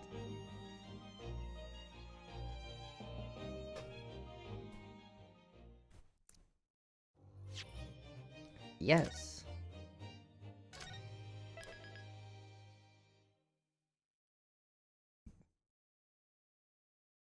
And it's fairly early, so we might as well start chapter 5.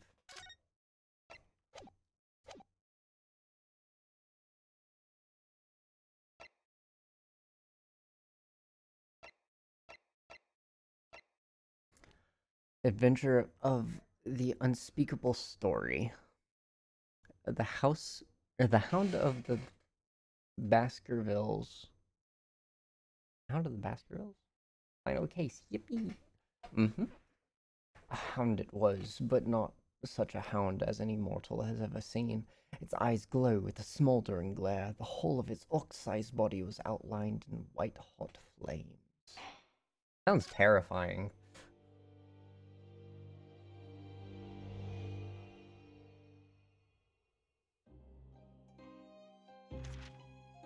It's coming! Sholmes's cry pierced through the thick wall of fog around us. Wisps of vapor flowed over the pistol as I cocked it, and I waited, breathlessly, in the stillness.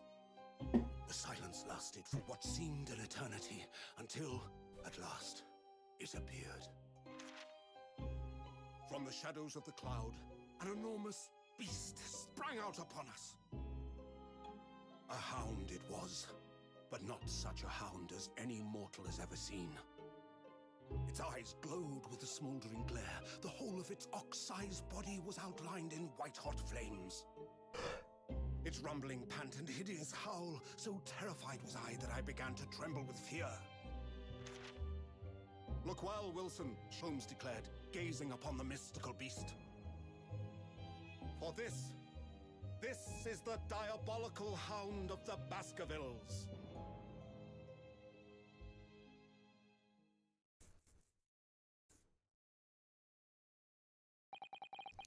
Our first 2 months in London passed by in a flash. In that disconcerting courtroom experience we were first thrown into on the day we arrived in the country, and in Soseki-san's terrible ordeal that followed closely behind, we had emerged victorious. However, there then came an abrupt end to our opportunities to appear in court. Which was hardly surprising, of course, since I was nothing more than an amateur, an unknown student from law from a faraway land. So life in our little office was very quiet. That is, until it was shattered one day by that fateful telegram. 15th of April, 9:13 a.m. Naruhodo's Legal Consultancy.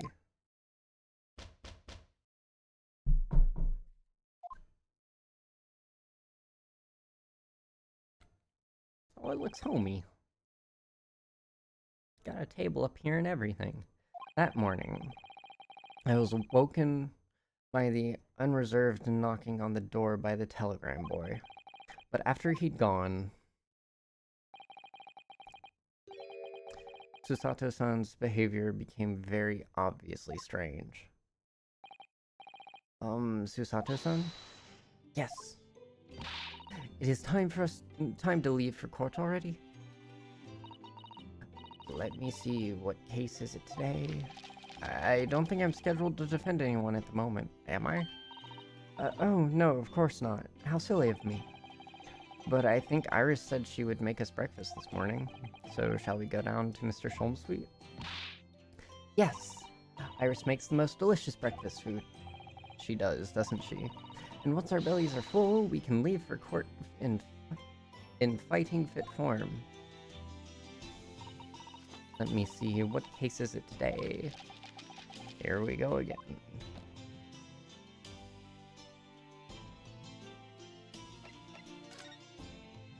You have anything new to say about my badge? It means a great deal to me, you know? That you cherish his armband so and wear it each time you appear in court. Well, it's very important to me. It's what shows that I'm a lawyer. And whenever I wear it, I feel as though it gives me strength through Kazuma. I absolutely cannot be without it, especially when I'm at a critical point in a trial.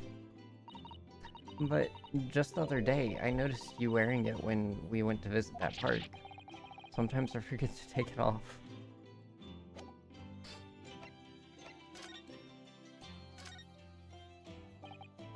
So, what was it about? The telegram that was delivered this morning, I mean. Oh, a telegram?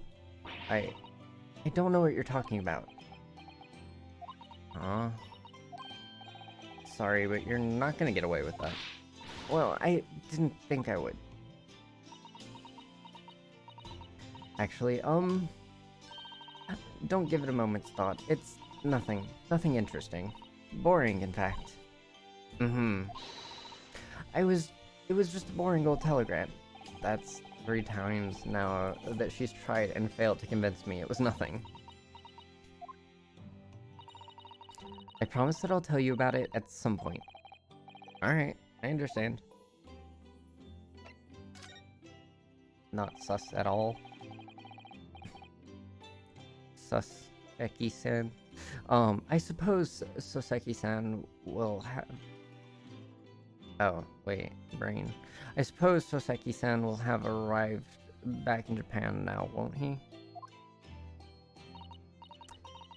No, wait, Susato. Not Susato, Susato. Yes, I think so. He left immediately after the terrible ordeal. Which would mean he should have completed the voyage already, or just be a few days away. A fortnight ago, we had that very long telegram from him, do you remember? Complaining of seasickness. But by and large, it seems the voyage has been going well.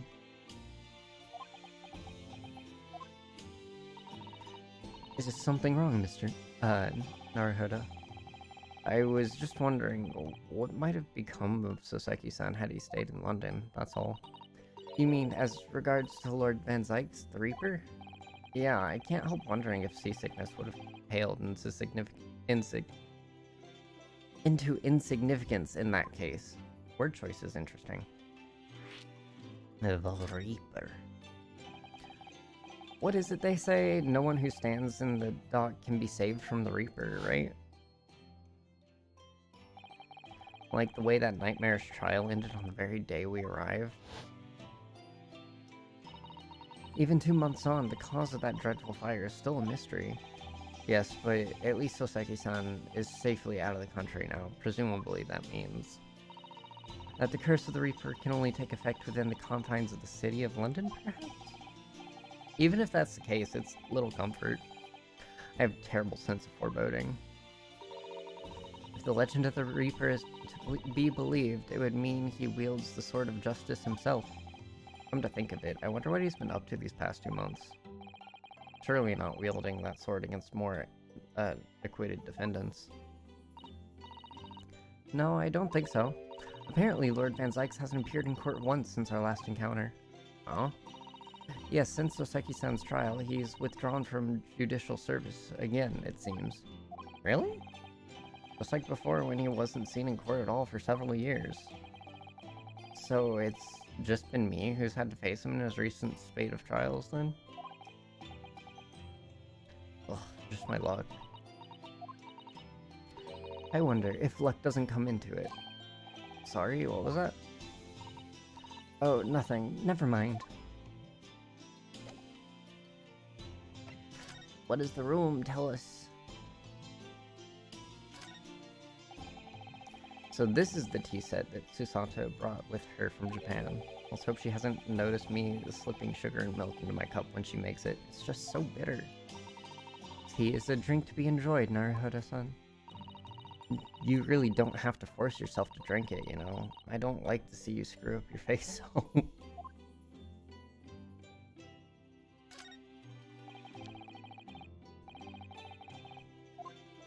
Shovel. That spade has been in here since we started renting the place. Oh, that's not a spade, Naruhodo-san. It's a shovel. Oh, shovels are for digging. That's for scooping up loose material. It's a spade. No, spades are for digging. That's for scooping up loose material. It's a shovel. I don't want to dig a hole for myself, so let's leave it.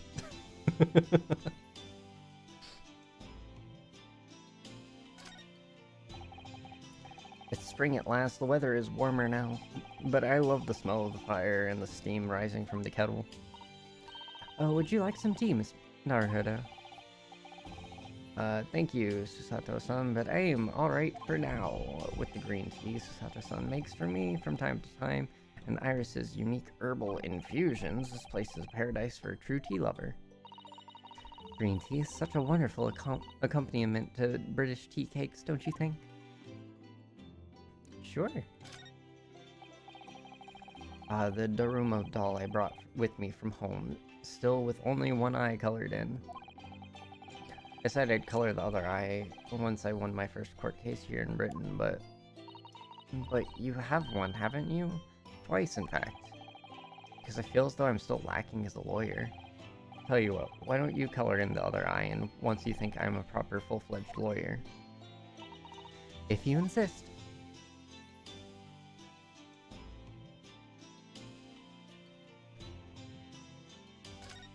Desk. I've only been here in London for about 2 months, but my desk is starting to look messy already. You could tidy up once in a while. Sato-san, I always say making a mess is a small sacrifice to pay for being able to further your studies. And time spent tidying up is time you can't devote to the same cause. And time spent on ridiculous arguments is time that could be better spent on simple housework. She wins, but I'm supposed to be the lawyer here. Mm-hmm.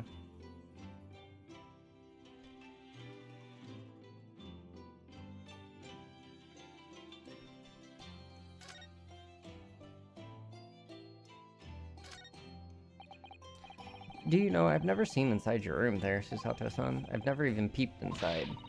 I should think so, too. A young maiden's private chamber is a place of bittersweet secrets, you know? Whatever you say, young maiden. We were rather lucky to find that old aquarium left behind here. The prawns we put in there are doing rather well, and the anemones too.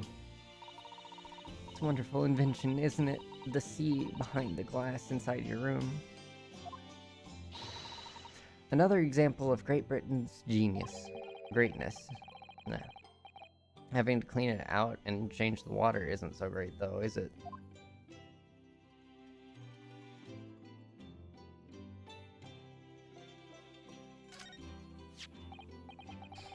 This must be the telegram. Let's see. No, you mustn't look at that. Not under any circumstances. Alright. I won't. I'm sorry, Naruhodo-san, but you can be very mischievous at times. Then put the telegram away if you don't want people looking at it. Okay.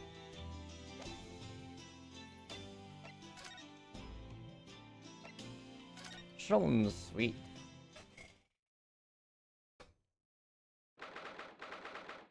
15th of April, Sholm Suite. Morning, Bruno. Morning, Susie.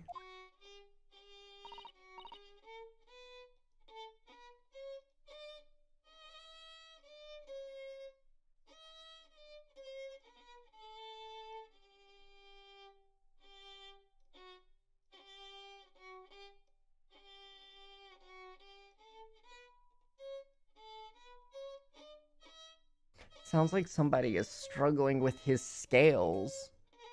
Good morning, Iris. Iris? What is it, Runo? What is that terrible noise? It sounds like a cat being strangled. Ah, yes. You noticed that, did you? Hurley isn't in the best form this morning, it seems.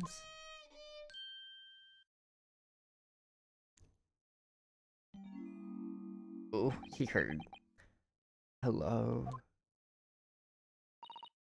Hello, Mr. Sholmes? Good morning? Good morning to die, perhaps. Has something happened, Mr. Sholmes? You look miserable in the way you were playing the violin before.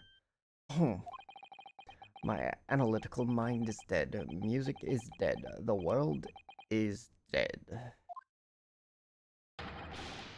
Damn this blanched existence! That's all it is, my dear fellow. Nothing of consequence. I'm afraid I don't understand. Well, Iris, isn't it time we ate? Some dry toast and insipid coffee for me, if it's not too much trouble.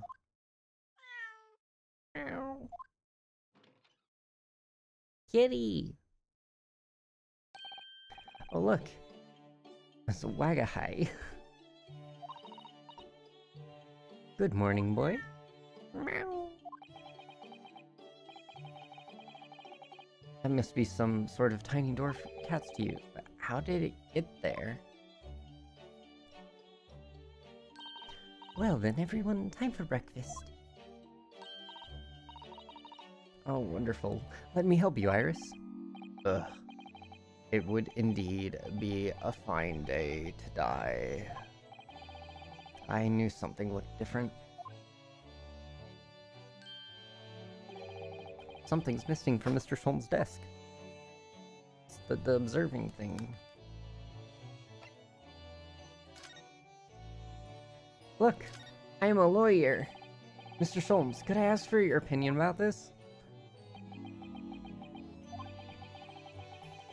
Oh, medicine time. I do still have drink, right? A little bit. You lure me in to raise my languid head with the promise of some mental exaltation? Yet, in my morbid depression, I am confronted with the most mundane of problems. Oh? My mind finds greater stimulation in the unforgiving monotony of the floor than in your miserable offering. Always glad to help. Oh, my head weighs heavy on my shoulders. Jeez, dude. Is anything different in here? Like, I know probably the desk. It's gonna have something different.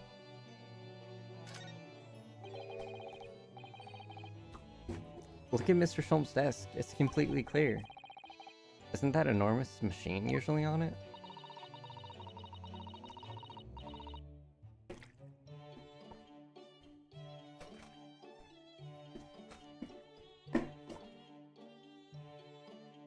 We can never hope to understand what goes on in the great detective's mind, Mr. Naruhodo.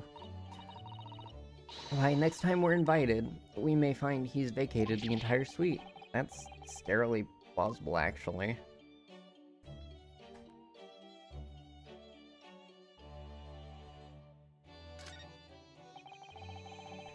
all sorts of these on the shelves. Chemistry apparatus, books, papers, and lots of things I've never seen before. It's all heaped up so high I can't help the feeling the whole I was going to topple at any moment. Oh, it's such a charming, untidy collection of paraphernalia, isn't it? It just looks messy, to me, like my desk. But you, Mr. Naruhodo, must learn to tidy up after yourself. No favoritism there, then.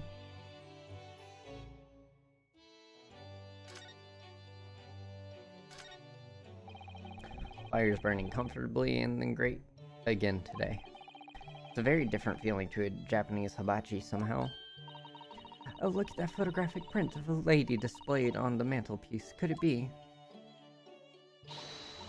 Yes, it must be. It's the woman. Oh, how exciting. Is that supposed to mean something to me? The woman? What should we... a woman...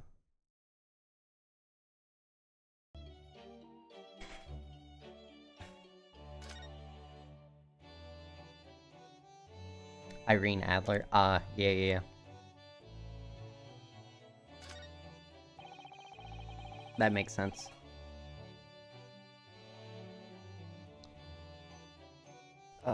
These are all mementos of Sholm's past cases, I think. If he'd been involved in my case, I wonder if the beef steak from La Carnival would be on display here. A mystery shoe, a curious hammer, some mysterious dancing men, a bust of Napoleon. What an entrancing collection. It's like an untidy assortment of junk to me, rather like what's on my own shelves. Well, you really ought to learn to keep your things in order, Mr. Naruhodo. No favoritism here at all.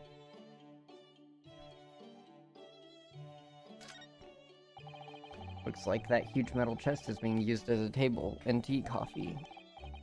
A table and tea coffee, what? Is a table for tea and coffee. My brain cannot read sometimes.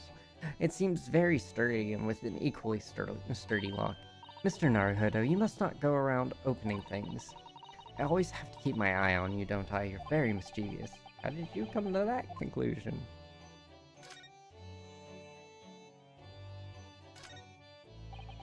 This is where Iris notes down her ideas, isn't it? Let's see, what does it say today? The Boscombe Valley Mystery. Oh, how intriguing. It must be the title of Iris's latest work. Oh my, I wonder what fantastic tale awaits us.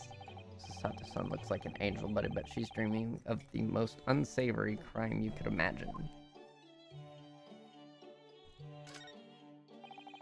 That's a charming little white shelf, all full of charming little bottles too.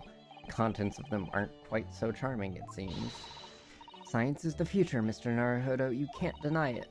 I'm saving my money so that I can buy some chemistry apparatus as well. Law, chemistry, takedown throws, what a diverse skills you boast, Miss Susato. As useful as they are, I'm not sure that my throwing skills are worthy of inclusion in that list. I don't know, you seem to whip it out at every possible moment you can, using me as the subject. Iris's beautiful tea set is there on the table as usual. A cup of her special herbal blends always helps me relax when I'm feeling the strain.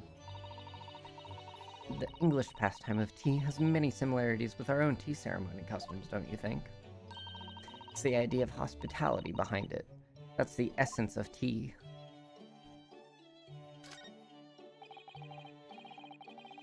Come to think of it, I haven't seen Iris doing much writing recently, but there's paper already set up in the typewriter. Look, as if she's about to start out writing verbiage.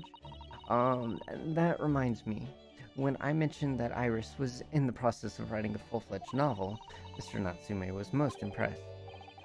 Yes, Mr. Natsume. That's what I'll be doing too, once I'm back in Japan, he said, through tightly clenched fists and teeth. That it?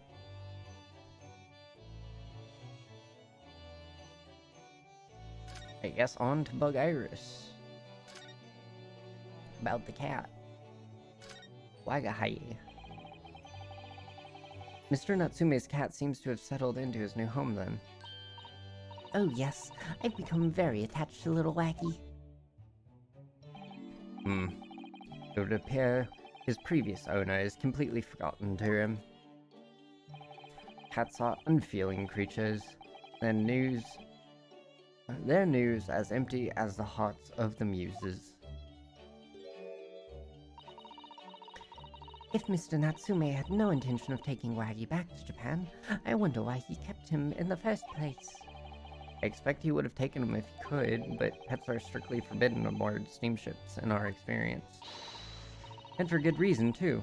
Terrible things can happen if the rules of passage are not obeyed. Well, I don't mind, because Waggy is adorable. So if he hadn't been, would you just have kicked him out? Oh yeah, he really is. Oh yes, what about the door? I don't remember seeing that tiny thing in the main door before. Where'd that come from? Oh, you noticed? You are observant, Runo. Look, I used this. It's my latest invention. What is that? I call it the Cat Flap-O-Matic. Gosh, a machine for making doors just for cats? That's right. It can make a cat flap for a little furry friend like Waggy in seconds. And it can do it in any door at all, no matter what it's made of. Very powerful, you see. Wouldn't it have been quicker just to make a cat flap rather than making a machine to make the cat flap? Well, yes, maybe. But now I can make cat flaps anywhere I like. Oh, I think it's wonderful. You must make one for us in the door of our office upstairs, Iris. She really knows how to come with unconventional inventions, this girl. Hehe.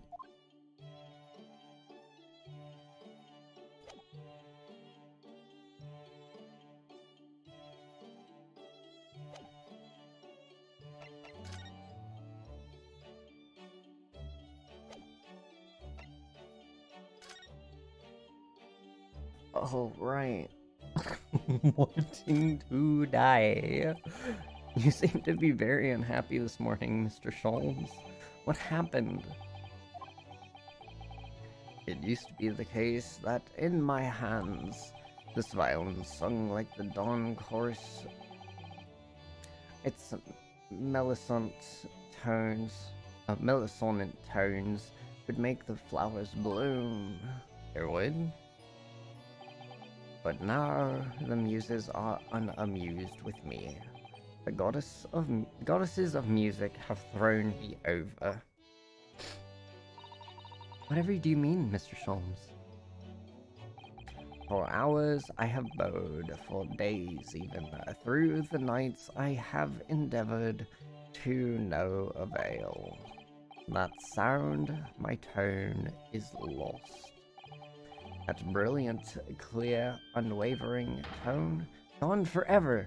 No more recitals of unbridled emotion. Well, you haven't been practicing much lately, have you, Hurley? Don't worry, I'm sure it'll come back to you in time. Heed my words, Mr. Naruhodo. The goddesses of the arts are fickle. One day they bestow genius on a man, the next they unmercifully withdraw it. Oh dear. Why is this happening to me? If they take the turn I have for the violin from me, what is left? For pity's sake, what is left? Deduction perhaps? Isn't that what you're known for?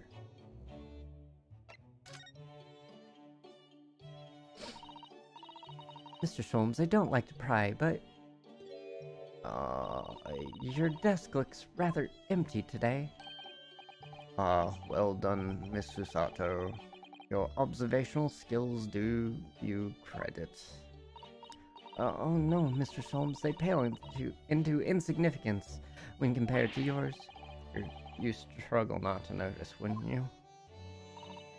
You mean Hurley's great analyscope? Analytiscope? That's at, Windy Banks now. Sorry, at Windy Bank? No, Windy Banks, the pawnbrokery. Pawn? What? You mean you've pawned that enormous machine of yours? It has some considerable value, you see, quite undeservingly. But isn't it a very important machine for your work? Do you wish you had consulted us? I do wish you had consulted us if your situation had become so desperate.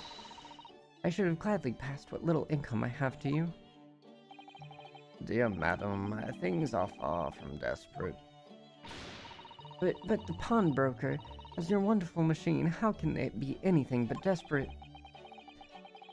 Making use of the pawnbrokery is quite ordinary here in London, I assure you. It is? Doesn't sound ordinary at all. It would seem that neither of you fully understand how pawnbrokering works. What's understand exactly? Explain. What do you mean when you said we didn't understand how pawnbrokering works?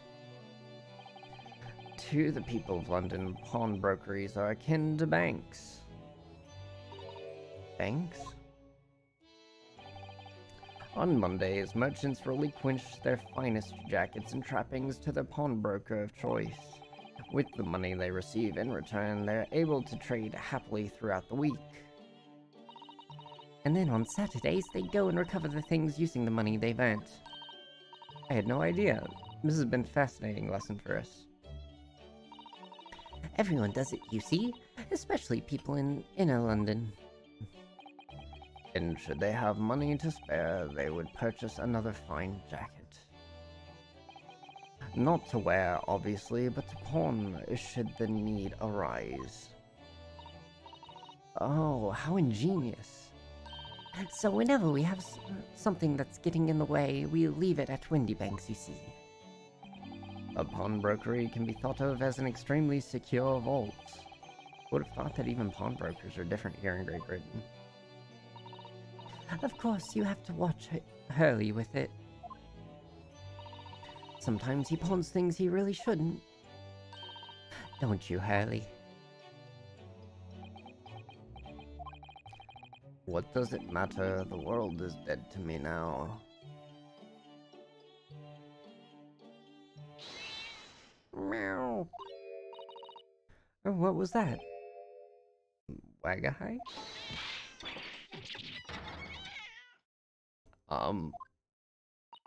What? What was that? Oh no! Wagahai's tangled up in your violin. I think he thinks it's a toy. No, what is he doing to it? Oh dear, Mr. Sholmes' precious violin. Is it broken? Why should I care? What? I shouldn't be surprised. If the cat is a more accomplished musician than I now. Just pans over. Wagahai is just fiddling. Mr. Sholmes is in poor spirits, isn't he? Well, anyway, I'll put it back where it lives, shall I, Hurley? Out of the cat's reach, if possible. Maybe we should assess the damage.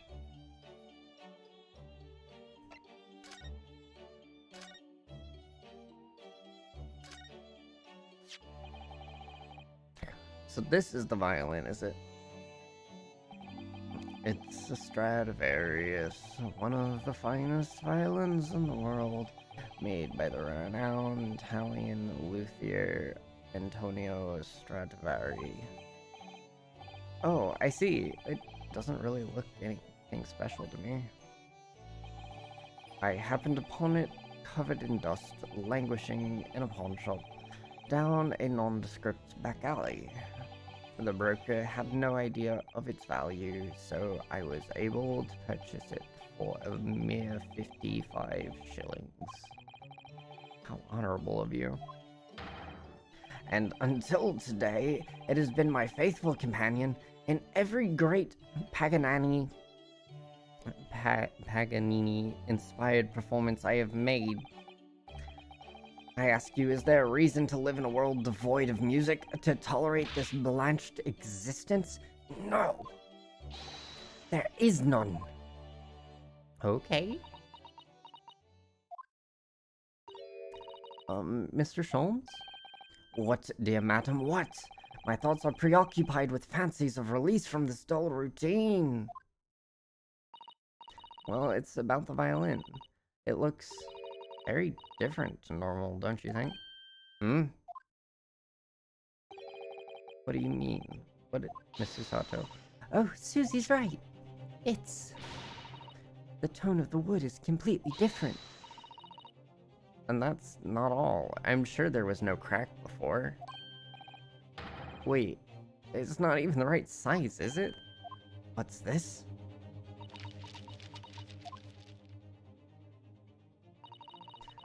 I'm terribly sorry to have to tell you this, Mr. Sholmes, but that instrument isn't a violin at all. And what? I believe it's an entirely different instrument, called a viola.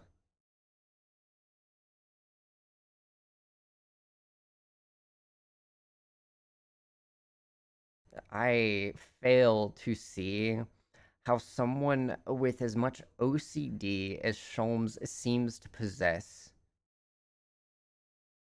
that he would not notice that his violin is now a viola.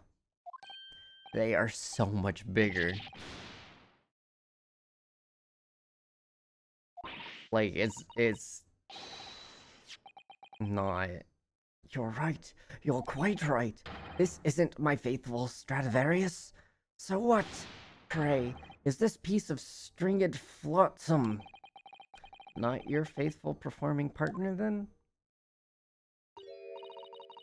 Ah, I see what must have happened. You do, Iris? This is just a simple mix-up. Sounds like Iris might be able to tell us exactly what's happened if we ask her. Did he pawn the Stradivarius?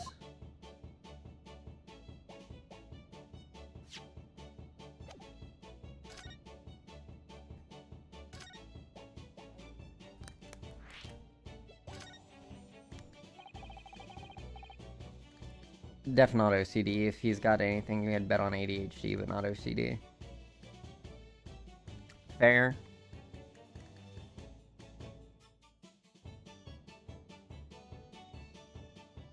Yeah, no, that would be fair. I'm just thinking of the typical, like, over-analyzing everything. What did you mean by mix-up, Iris? Well, you see, this this viola, I mean, was at Windibanks until last week. At the pawnbrokers, not Mr. Sholmes' beloved musical partner? There's a proverb from the East with which you are no doubt familiar, my dear fellows. Always let a beloved child travel. Yes, indeed. So, you sent your beloved violin to a pawnbroker's in the hope that it would experience personal growth? What a wonderful idea. Last week, I pawned my great analytoscope in order to release my precious instrument, but it would appear Mr. Windibank mistakenly furnished me with this tawdry fiddle instead. But my ears cannot be deceived by the hollow timbre of this piece of timber. Being observant isn't an OCD thing, it's just being observant. True, but he just takes it to about an extreme level.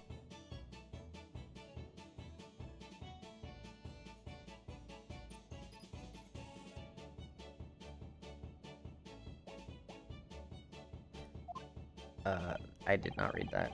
He's just very good at it, yeah. No, but your every sense was deceived by the fact that it just had strings. Pshaw. A fine state of affairs this is, and why I always say, Mr. Naruhodo, I never trust a pawnbroker. They only try to fiddle you every time. But earlier, you told us you could think of a pawnbroker as an extremely secure vault.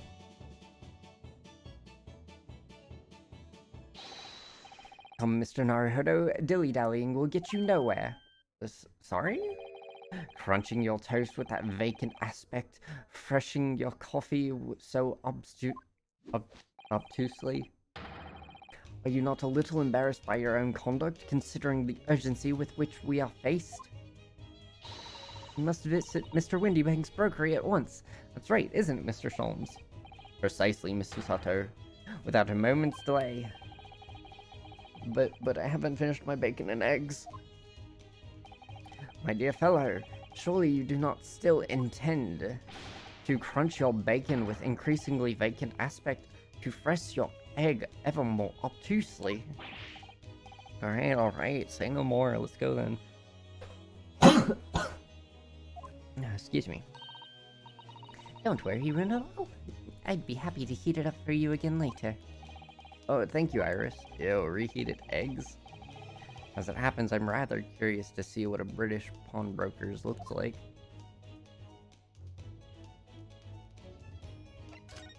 We have no more? Okay. Onward! Let's go to Baker Street first. Just because it's in the list.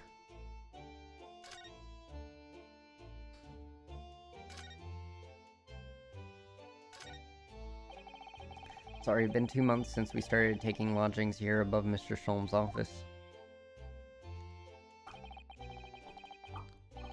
Still can't quite believe it. Never expected things would turn out like this. Oh, I know. To actually be sharing accommodation with the world's greatest detective. If I ever find myself before a court of law now, I will have not one regret. I don't know what you're talking about, but I'd be happy to defend you, of course.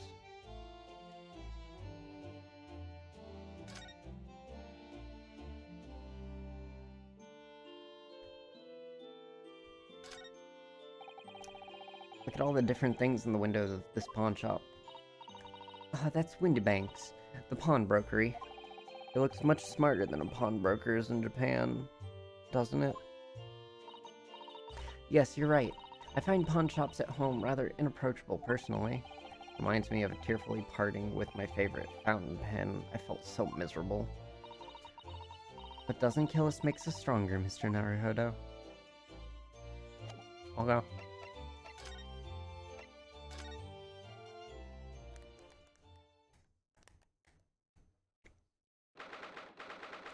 15th of April, Windybank's Pawnbrokery. So this is a British pawnbrokery. Oh my, there are all sorts of tools and contraptions in here that I've never laid eyes on before. Susato-san, that spark of wonder in your eyes, you can't wait to scour the shelves, can you? Oh, excuse me. I get the impression you enjoy places like this. Oh yes, I don't know why, but seeing such a lot of things, I don't understand. It's a real thrill for me. My dear fellows, let us not forget why we are here. Oh, Mr. Sholmes. We are calling on matters of business, not pleasure.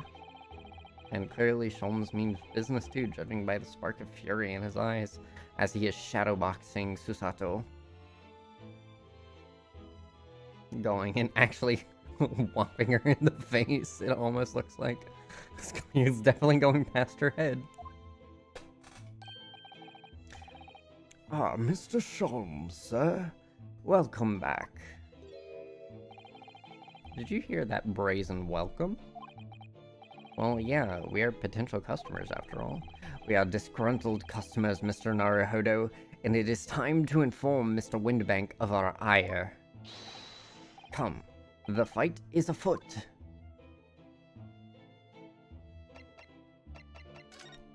Look at this, it's my armband. Mr. Windybank, about this. Hmm?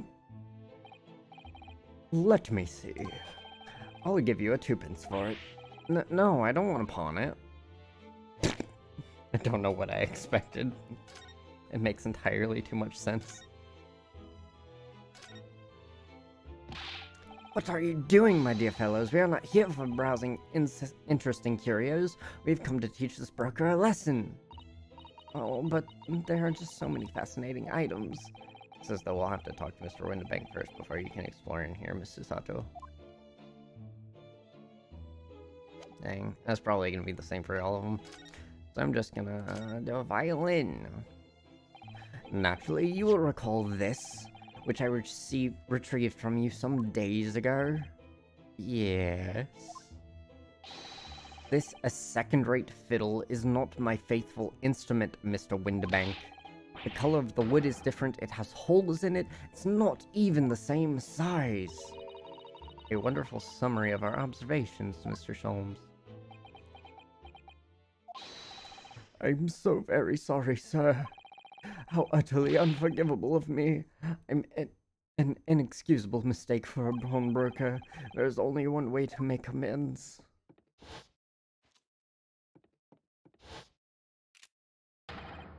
I shall have to take my own life. No, you could just give us the violin, my guy. I don't think that will be necessary, do you?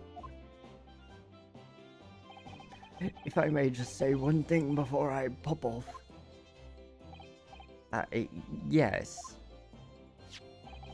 It was you, sir, Mr. Sholmes, who took it upon himself to remove the item the other day, I believe. Sorry?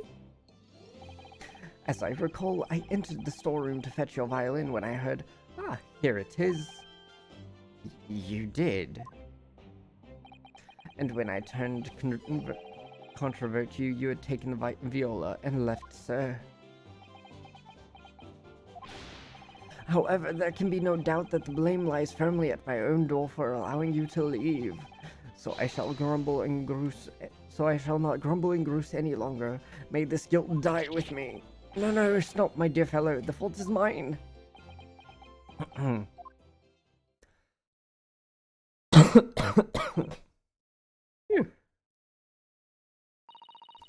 Would appear the fight is over.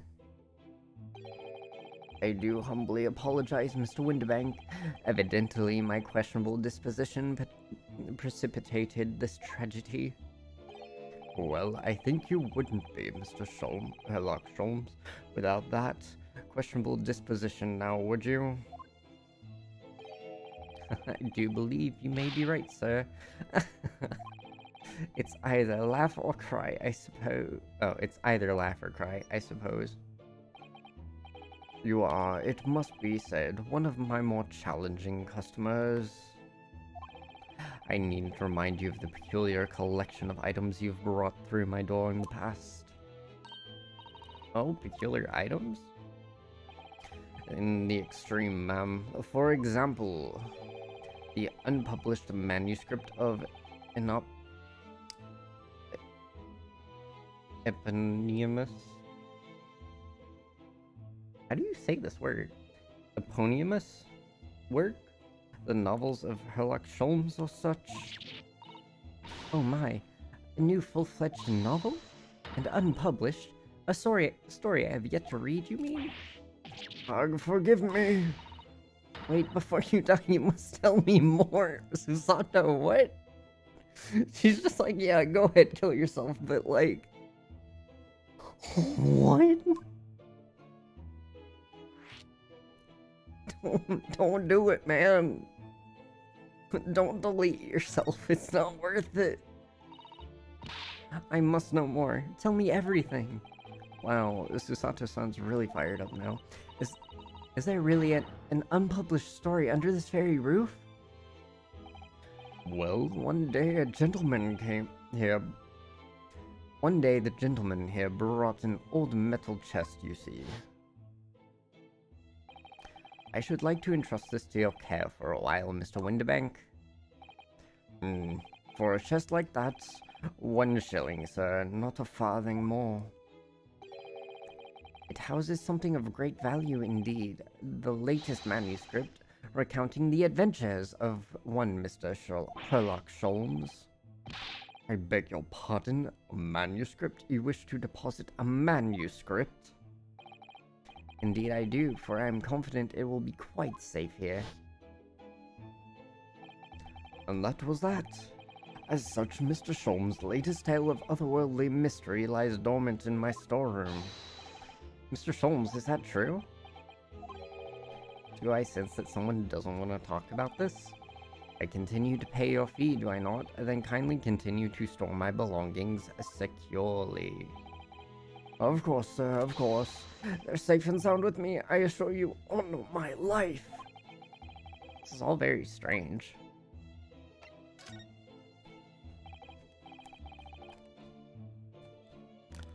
I wonder, could I ask you something? A gentleman from the east, I see. Yes, that's a sable suit. I suppose I could offer you a sixpence for it. Without wishing to offend, the tone is somewhat dull. Sorry? Aha, but for your splendid attire, madam. Ma'am, 5 guineas, no less. The colors are exquisite, the design exotic, Eastern artistry at its finest, I may say. Oh my, 5 guineas, you say? How interesting. Why do I feel as though I've suffered some sort of defeat here? Actually, I was hoping to ask you about your business. I've heard that it said pawnbrokers are used rather like banks here in London. Yes, sir, indeed. Many of my customers utilize the establishment as you describe. I appraise their items, offer them a proportionate loan, and 2 months of secure stowage.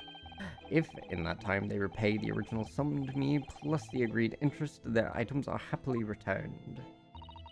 What happens if they don't pay you the money? Then the items are offered for sale in my shop, as you can see on the shelves behind me. So you never sell items before the 2 months have passed? That's right, madam. That's right, ma'am. That's right. Which means some considerable responsibility rests on my shoulders.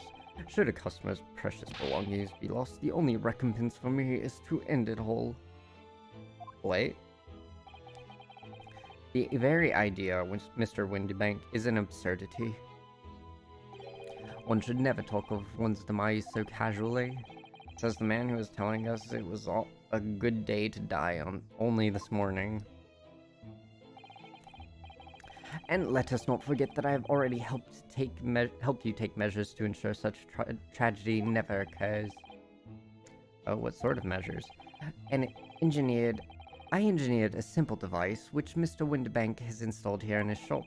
I'd call it the red-handed recorder.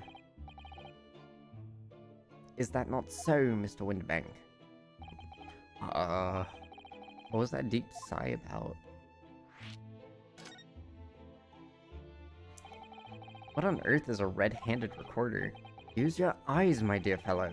There are two just below the ceiling. I can see what appears to be a camera attached to some sort of timing device. Very astute. It is indeed a camera furnished with some 100 pieces of celluloid film.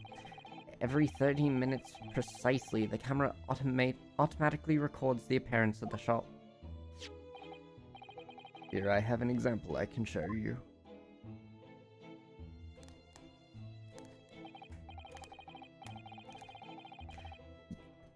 Yes, a print from the camera set to record the activity at the shop counter. I developed a special type of film so sensitive it produces a crystal clear image even in darkness. Really? That's extraordinary.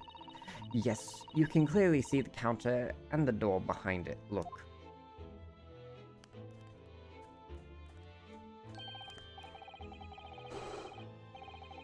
So, you see, were someone to enter the premises with ill intent, his identity would be summarily exposed. But did you not say the photographic prints were taken at 30-minute intervals? Indeed, as you say, my dear madam. And what if the incident were to occur in between the times? One could only say that would be a cruel twist of fate. I must confess your devices have been giving me some cause for distress lately. I beg your pardon, Mr. Windybank. Surely they're anything but distressing. Reassuring is the word. It's the cost of the film, sir. You most graciously place not 1 but 2 cameras in my shop after all.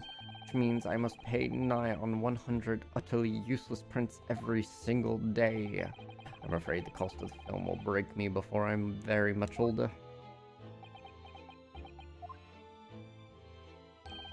Nevertheless, a small price to pay to ensure the safety of my preferred pawnbroker, no? My dear fellows, we verge on an age where safety and security come at a price. Oh, heaven help us.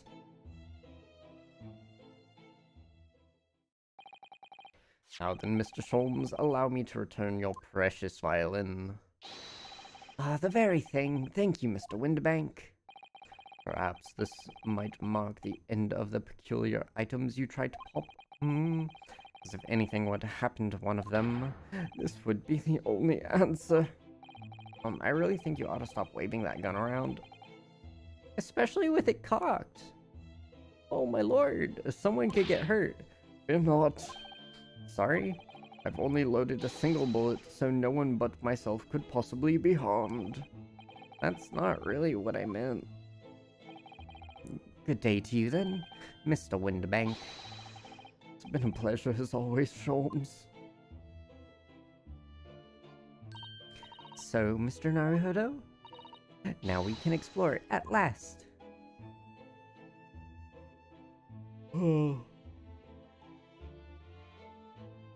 I think before anything crazy happens, I think I'm gonna end it here. I'm really, really tired and I have to be up early in the morning. So it was fun to get the case, or the court case done. And start a little bit of a taste of what's going on in this next one. I'm trying to think, when am I gonna be next streaming this?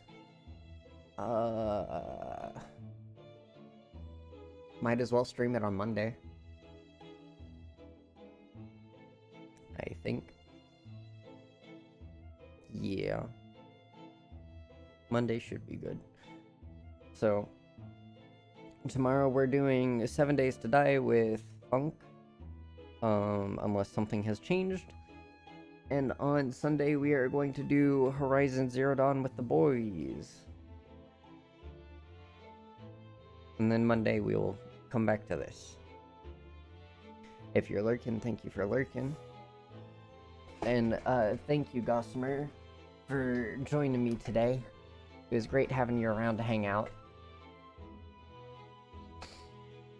I hope you all have a wonderful day, rest of your day, evening, night, or morning, whatever it may be. And I will see you next time. Goodbye.